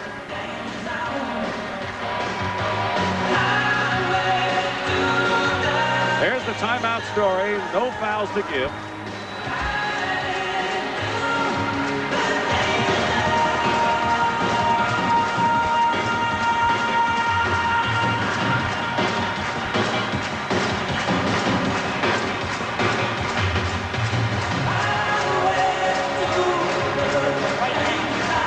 Portland took a timeout.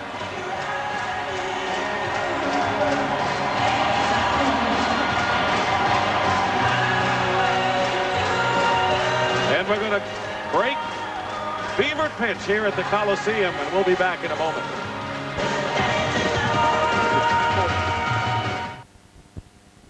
Billy D. Williams talks about changing times. About changing. One of the enforcers that we had on at the half with Pat O'Brien the other night, Maurice Lucas, guy you coached with the New York Knicks. Maurice, one of the better defensive big forwards, you know, probably over the last 10 years. Not only an enforcer type of a player and rebounder, but also a primetime scorer. Portland Trailblazers have been on a 14-6 run ever since the Pistons took a 1-point lead in the game, and they're really doing a great job off the defensive board. Well, that was a terrific touch pass down underneath. They're holding Detroit to one shot in most situations and doing an excellent job in forcing Detroit to stay with the perimeter jump shot. Bill Laimbeer with 5 fouls comes back in. So does Mark Aguirre. Isaiah Thomas is there with Vinnie Johnson and John Sally. That's the 5 in there for Detroit. Drexler, Porter, Williams, Kersey, and Duckworth for the Trailblazers. Basket will count and a foul by Vinnie Johnson. They got him on the side on that time. Vinnie just blew by Clyde Drexler. That is Drexler's sixth foul. Okay, and yet he came to block that shot from behind. 20 points for Clyde, 6 rebounds and 4 assists in a magnificent performance. This is a big three-point opportunity for Detroit.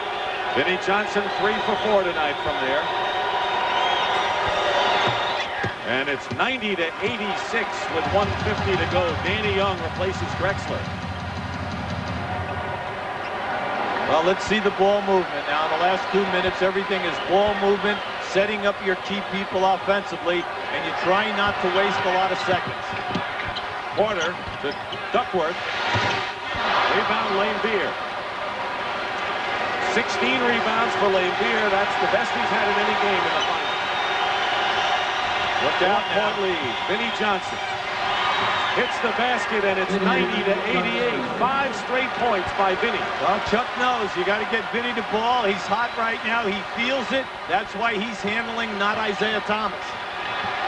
It's all coming down to this. For Portland surviving. Duckworth. In and out, Lane Beer with another rebound. And now Detroit can tie the game. He'll be patient with it. Pick and roll. Under a minute to go. Ball batted away. Excellent defense by Danny Young, knocking that one loose. 7 on the shot clock. Vinnie Johnson down the middle. Jump ball. Danny Young jumping with Vinnie Johnson. Both coaches in a sweat right now. Yeah, I like Danny Young. He puts his nose in there. He's been doing a real fine job for them in these 3 home games. Right now we're hustling again. We have that same problem as we had in the first quarter, the confrontation of who gets the spot. Jump controlled by Isaiah Thomas. 21 on the shot clock. Here's Thomas. Tie score at 90-90.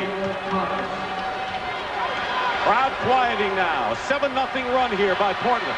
By Detroit. You have to look at them. Lambier says it, and it's really true. They're so tough-minded. They have incredible concentration, especially on the road. Porter throws the ball away. 3 straight times, Portland has come up empty in 3 possessions.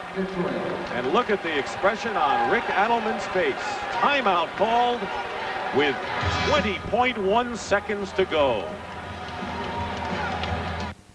A truck you can live with, a truck you can work with, a truck you can play with, a truck you can stay with.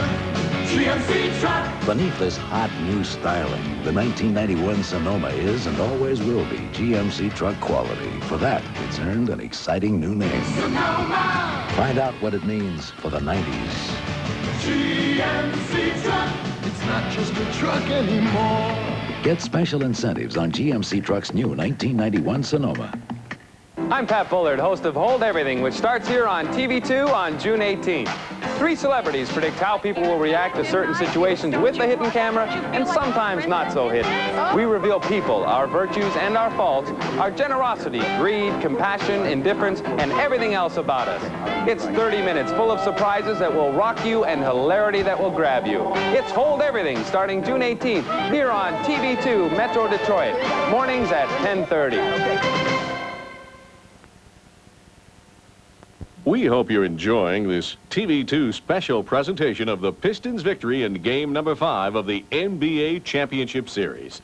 Congratulations to the Pistons, 1990 NBA champions. Comprehensive here in Portland, they are going bonkers at the Palace of Auburn Hills, where 21,000 plus are watching what's going on in this arena as you see it, and the Detroit Pistons can play for the last shot, and they are in a position, Hubie Brown, to win the NBA title on the final possession of this 5th game. All right, now you're Detroit. You have 1 timeout remaining. You know that the toughest thing for you is the inbounds pass, especially if Portland overplays. Vinnie Johnson is hot right now, and you know that they love the pick and rolls, allow the Vinnie to either penetrate or pass back to the roll man or the pick man for the perimeter shot. At the other end of the floor, you're telling your team, you've got to play them as tough as you can defensively. When the shot goes up, block out. All 5 guys get on the defensive board. When you get the rebound, it's up to you. If you get a long rebound and you can go with the fast break. If not, call a timeout. We'll advance the ball a half court. 29 points for Isaiah Thomas. Quickly to James Brown. All right, Dick, the only thing you need to know on this play is that Chuck Daly wants the ball in the hands of Isaiah. Let him create. He's the coach on the floor. Let's go back to Dick. Thank you, James. Rodman will inbound. They are apparently not going to guard the inbounds passer, Rodman. Here's Isaiah. Well, they're going to run the clock all the way down. Now, everyone's on the baseline, so they're in a 1-4 set. That way, if Thomas beats his man, someone will have to pick him up. There's the pick out. Vinnie Johnson with 1 second to go. His shot is good! With 7/10 of a second. Timeout, Portland. They're going wild at the Palace because they are watching one of the great teams of recent years in the NBA, Hubie Brown, with their guttiness. Well, that was just outstanding execution. They're relying on Isaiah to beat his man off the dribble. You'll see. Now watch as the player guarding Vinnie Johnson comes to the trap. They throw the ball right out. Now Vinnie checked the clock. You see his head, and he just said, hold up, let me take this guy off the dribble. And there it is. See, he's been hot, and he's been making them all for them down the stretch. 15 points in the fourth quarter for Vinnie Johnson, who could not find the range at all until the final period. Well, that was a beautiful extension, shooting up over the top of Kersey. Look at the reaction by Chuck. Now remember, you have 7 seconds to go here. 7/10. 7/10 of a second. And we have Portland with 2 timeouts and a 20. Now you know that you can make a catch and you can get off a very good shot.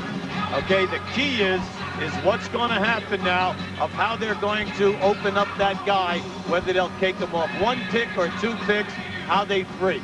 Here's a guy who wants to make sure that Champagne stays on ice.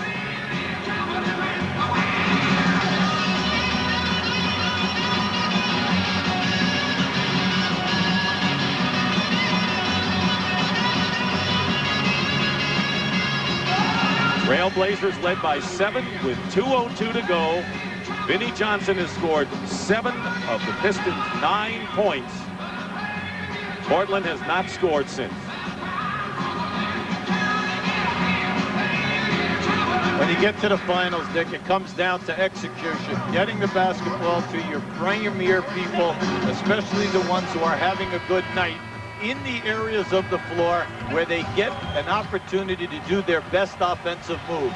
And then you always go to the guys at the end of the game who can get their shot, and most important, get fouled and make the foul shot. James Brown reports that the plan is to get the ball to Duckworth. We'll see. Well, that means if they're taken out high, Duckworth is down along the left side of the lane right now. So Detroit must be careful. They're not playing the guy out of bounds. They're not going to allow a long pass. 7/10 of a second. There's the shot, and the game's over, and the Pistons have won the World Championship. Back to back.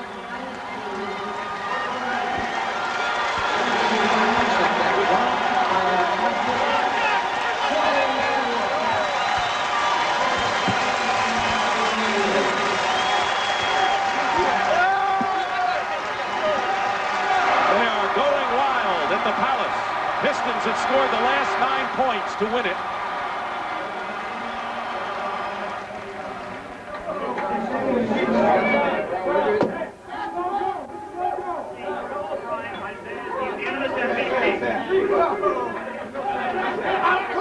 I'm cold. I'm real cool now.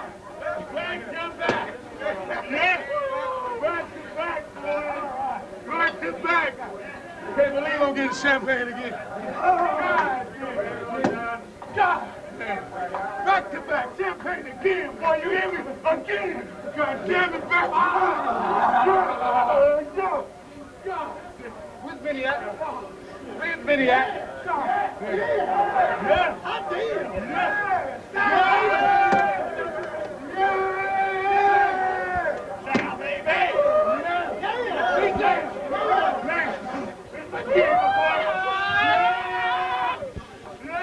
It's not cold.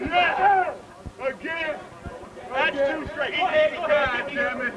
Come on, do some more. Woo! Hey, congratulations, baby. Back to back, no! 2 in a row.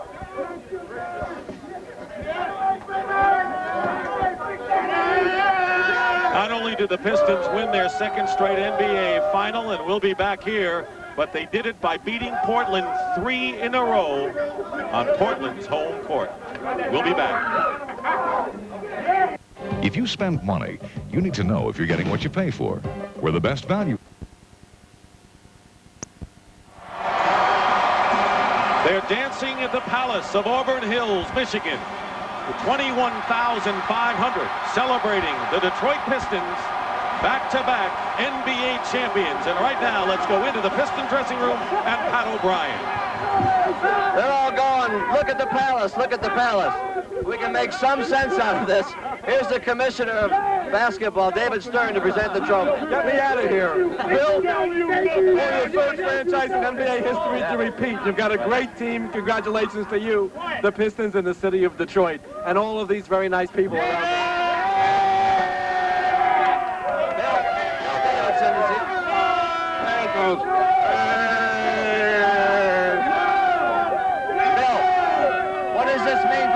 Detroit. It establishes that a really great team, and to all the people back at the Palace, Isaiah Thomas was unanimously voted MVP. Isaiah, congratulations. Thanks, Pat. Is this one sweeter than the last one? Oh, yeah, it's much sweeter because we had our work cut out for us. Everybody doubted us all season long. And it was a tough road. Anytime you go back-to-back, we won the only 3 teams to ever do it in history.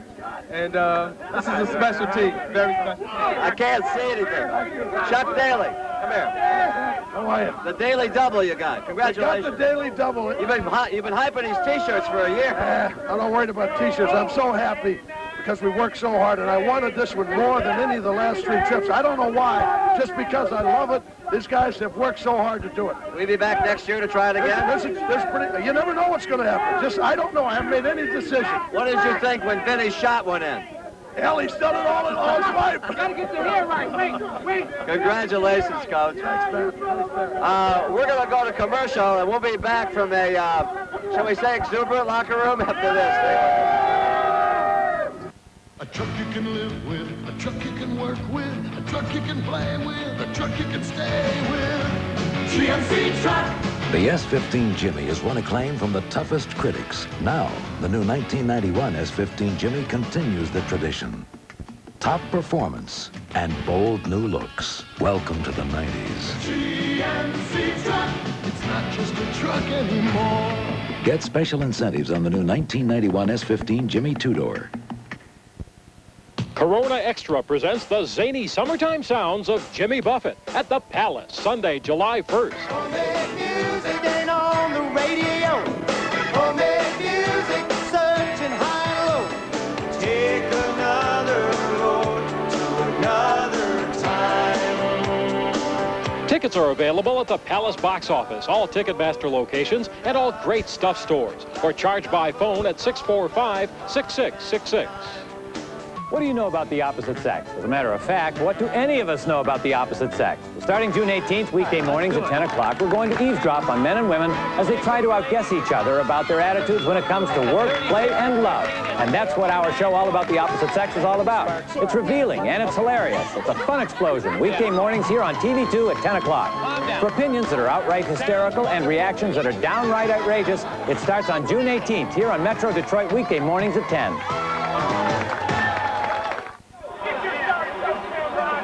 And from Portland, Oregon, we say hello to all of our friends at the Palace of Auburn Hills. And if you could hear them now, Isaiah and Vinny, they are screaming at the top of their lungs out there inside the palace. Got no team there yet, but they'll have one soon. Vinny Johnson, the hero of the game.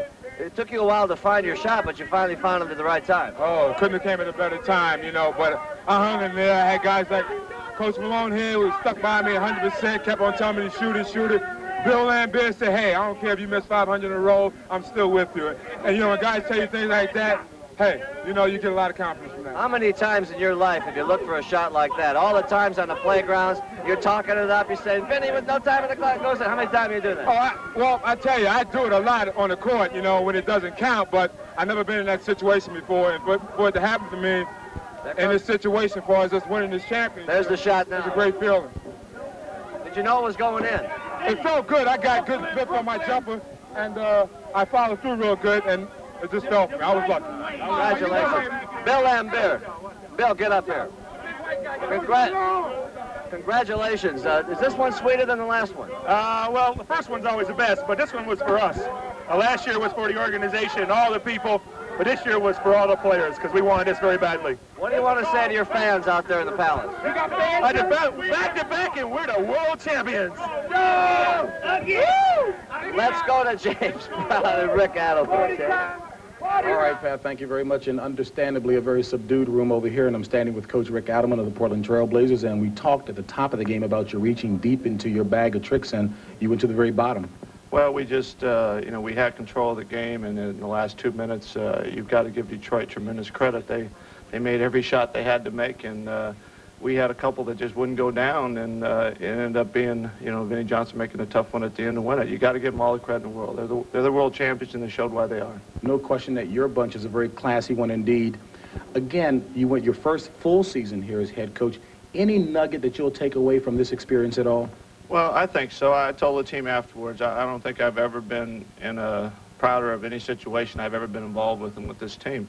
You know, we play these guys and lose 4 out of 5, and you know, 4 of the games are right down to the wire, and I think we're just starting to build something here, and we came so quick this year, and we did some things that teams have never done before, and what we want to do is come back to next year and respond to this. The team that beat us tonight had some failures in the past, and they did it, and that's what we want to do. We want to learn from this, but again, I don't want these guys holding their head down. They deserve a lot of credit for the year they've had. From all of us at CBS, congratulations on a great run. Good luck to you next season. Thank you very much. I appreciate it. All right, a very classy bunch indeed from Portland, a young team that will be heard from in the years to come. Dick and Hubie will be back with some wrap-up thoughts right after this. Billy D. Williams talks about Colt 45. Well, we're back here in Portland. Detroit's the NBA champion and one unfinished story to tell. And for that, let's go back to the Piston dressing room and Pat O'Brien. Pat? All right, Dick, thank you very much. And, of course, Joe Dumars, whose father died this week. And you told me that last year's was for your dad. Whose was this for? For everybody, for all my family back in Louisiana, all the people who are really pulling for the Pistons. I think the team was really pulling to get this one done today, really in deference to you, so you can concentrate on your family and go back down. Is that the case? Yeah, I told them before the game, guys, I want to go home tomorrow and have this over with. I don't want to have to come back and play anymore. And guys dug down and pulled it out. So happy we pulled through, man. The entire country admires your courage. Congratulations. Thank you. Thanks very much. Thank you, Joe. Let's go back one more time here. What time is it? It's hammer time. Let's go back up to Dick and Hubie. 22nd Clubland. All right, Pat, thank you very much. Hubie Brown, you know, a fantastic comeback by Detroit. You've seen teams throughout your life. Well, how good are the Detroit Pistons? Where do they stand in history? Well, defensively, they're going to go down, if not the best, at least in the same sentence with the best. You think that they played a high-powered team like Portland, held them 12 points under their average for the entire season. That's a tribute to their great defense. You look at the 3 guards. The 3 guards will go down also in history as 3 of the best ever on one club. When you think of not only the clutch baskets, but the clutch 3-point shooting, it's just absolutely amazing what they've accomplished. It was a 5-game series, but we had 3 thrilling games, didn't we? Well, a tribute to defense, excellent coaching staff, and like Sally says, the soldiers in the front line took care of the boards. You were a great soldier for the last 2 years, Hubie Brown. Sensational work as an analyst. Thank you very much. Thank you very much, Sig. It's been a lot of fun. Well, I guess now the time has come. This is our last game, as many of you may know, and it's really the end of a 17-year love affair between CBS and the NBA. For every member of our broadcast team, and I mean technicians and cameramen, production people, the terrifically talented folks in the truck where it all happens, and of course the commentators, this has been an extraordinary experience. We've witnessed the careers of Julius Erving and Larry Bird and Magic Johnson. We've seen Michael Jordan take flight. All the players actually fired the imagination not only for an entire generation of NBA fans, but for all of us at CBS. We know we leave the NBA in good hands. But to Isaiah and Akeem and Patrick and David Robinson, to all the players, coaches, and you, the viewers, we're going to miss all of you. So long.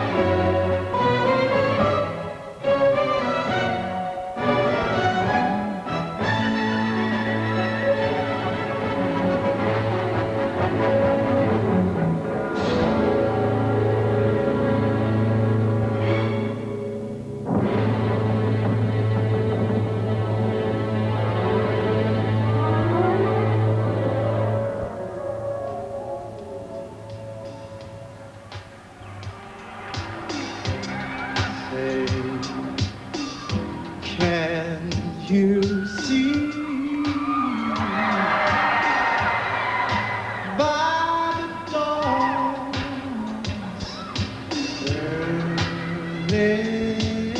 Back-to-back titles, a lot of people came out.